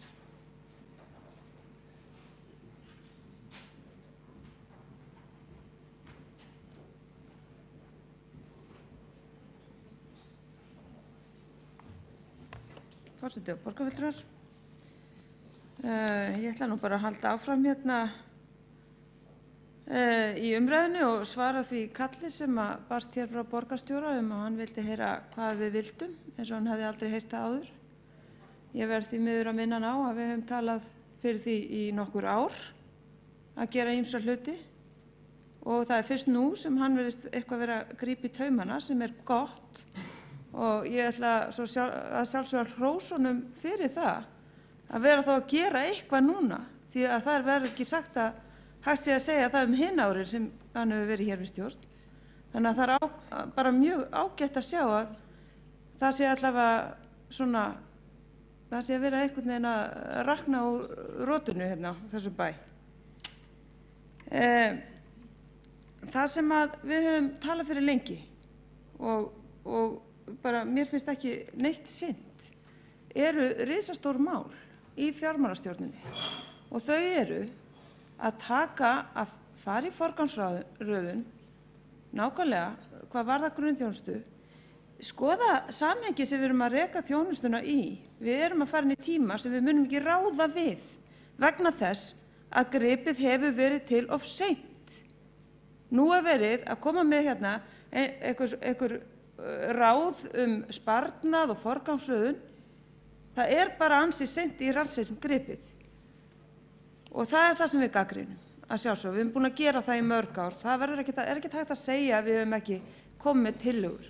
Við höfum talað fyrir því að meira að segja fara í mikinn breytingakostnað til þess að einmitt að finna nýja leiðir til að mæta þeim kröfum sem á okkur munu dynja eftir nokkur ár. Það alveg búið að vera fáránlegt að horfa upp á aðgerðaleysið. Svo ég fari aðeins yfir það, þá það bara svo, staðan í borginni svo að hér eru biðlistar eftir þjónustu. Bæði biðlistar hjá öldruðum, hjá fötluðum, hjá fólki í húsnæðisvandræðum og þetta ekkert að skána. Þetta ekkert að skána. Og förum að tala þetta skiptir mestu máli. Þarna viljum við öll að gera vel, við viljum öll gera vel. Og hættum að fara út í einhverja svona ég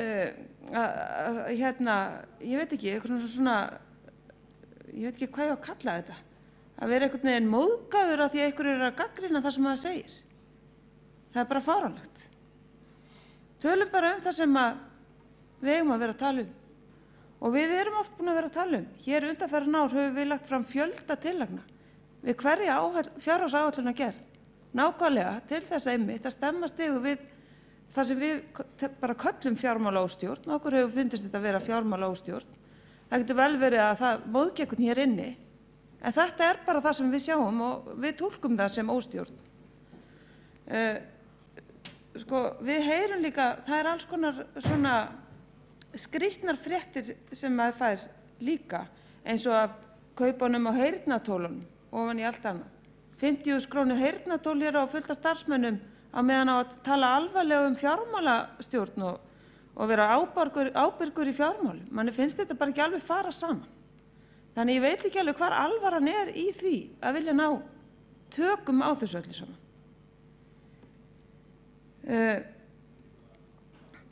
Það hefur vantað mjög mikið upp á vilja til þess að ræða alvarlega og af einhverju viti það sem þarf að gera. Og það hvernig ætlum við að mæta þunganum í til dæmis þjónustu við aldraða. Hvernig ætlum við að mæta honum? Við vitum það ekki ennþá.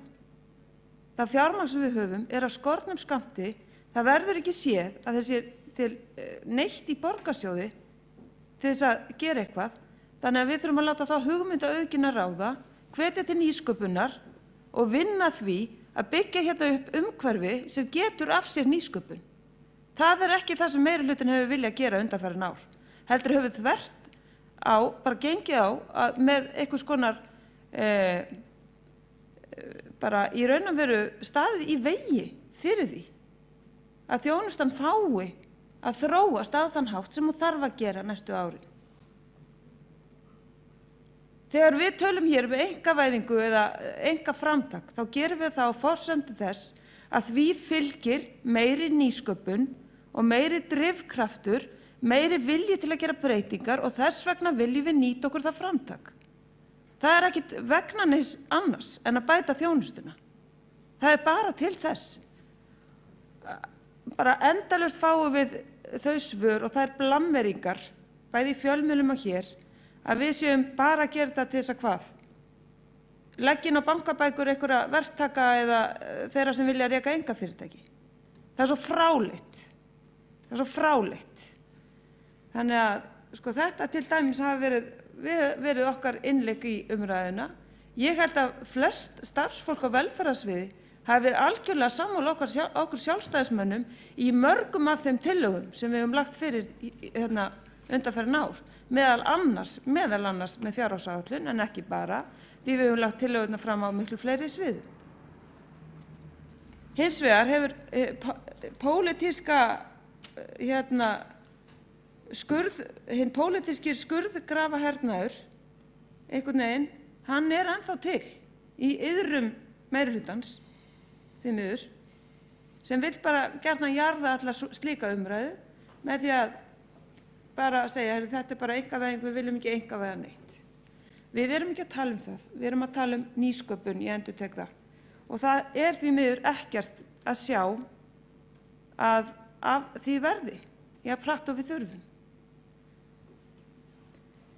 Það er ákall, bæði aldraðra og fatlaðra á að þjónustan henti þeim, að hún breytist á þann hátt, að fólk hafi eitthvað með það að segja hvernig hún er veitt. Við verðum að vinna í þessu af alvöru og hægt að rífast yfir einhverju sem skiptir engu máli. Það er þannig að 20 milljarðar af, 20 milljarðar nærri 100 fari í velferðarmáli. Það verður ekkit nóg. Eftir 10 ár verður það svo sannarlega ekki nóg. Þannig að við verðum að búa til afgang til að mæta því sem þá kemur og við verðum að fara að standa okkur í því að stjórna borginni þannig að hún geti mætt þessum breyttu aðstæðum.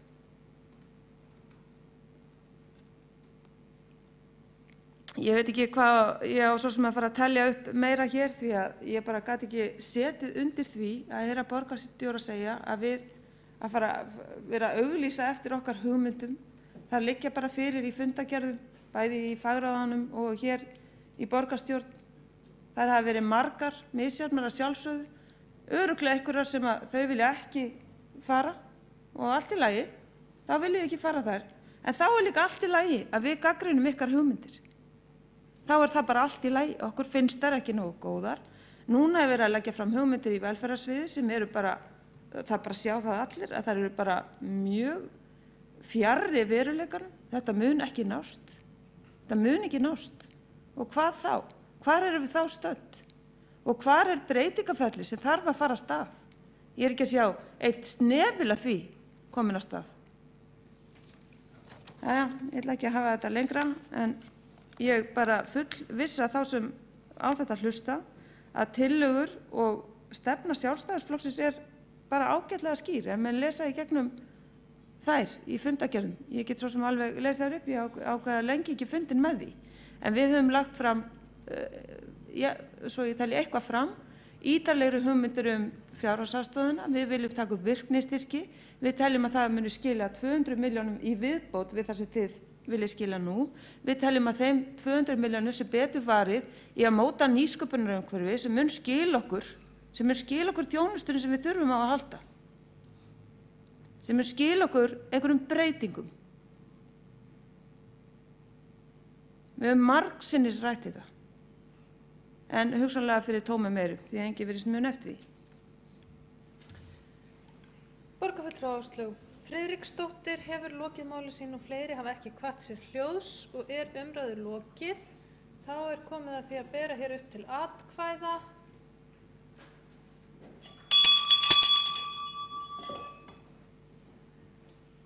Það verður að fá borgarfulltrúi í salinn.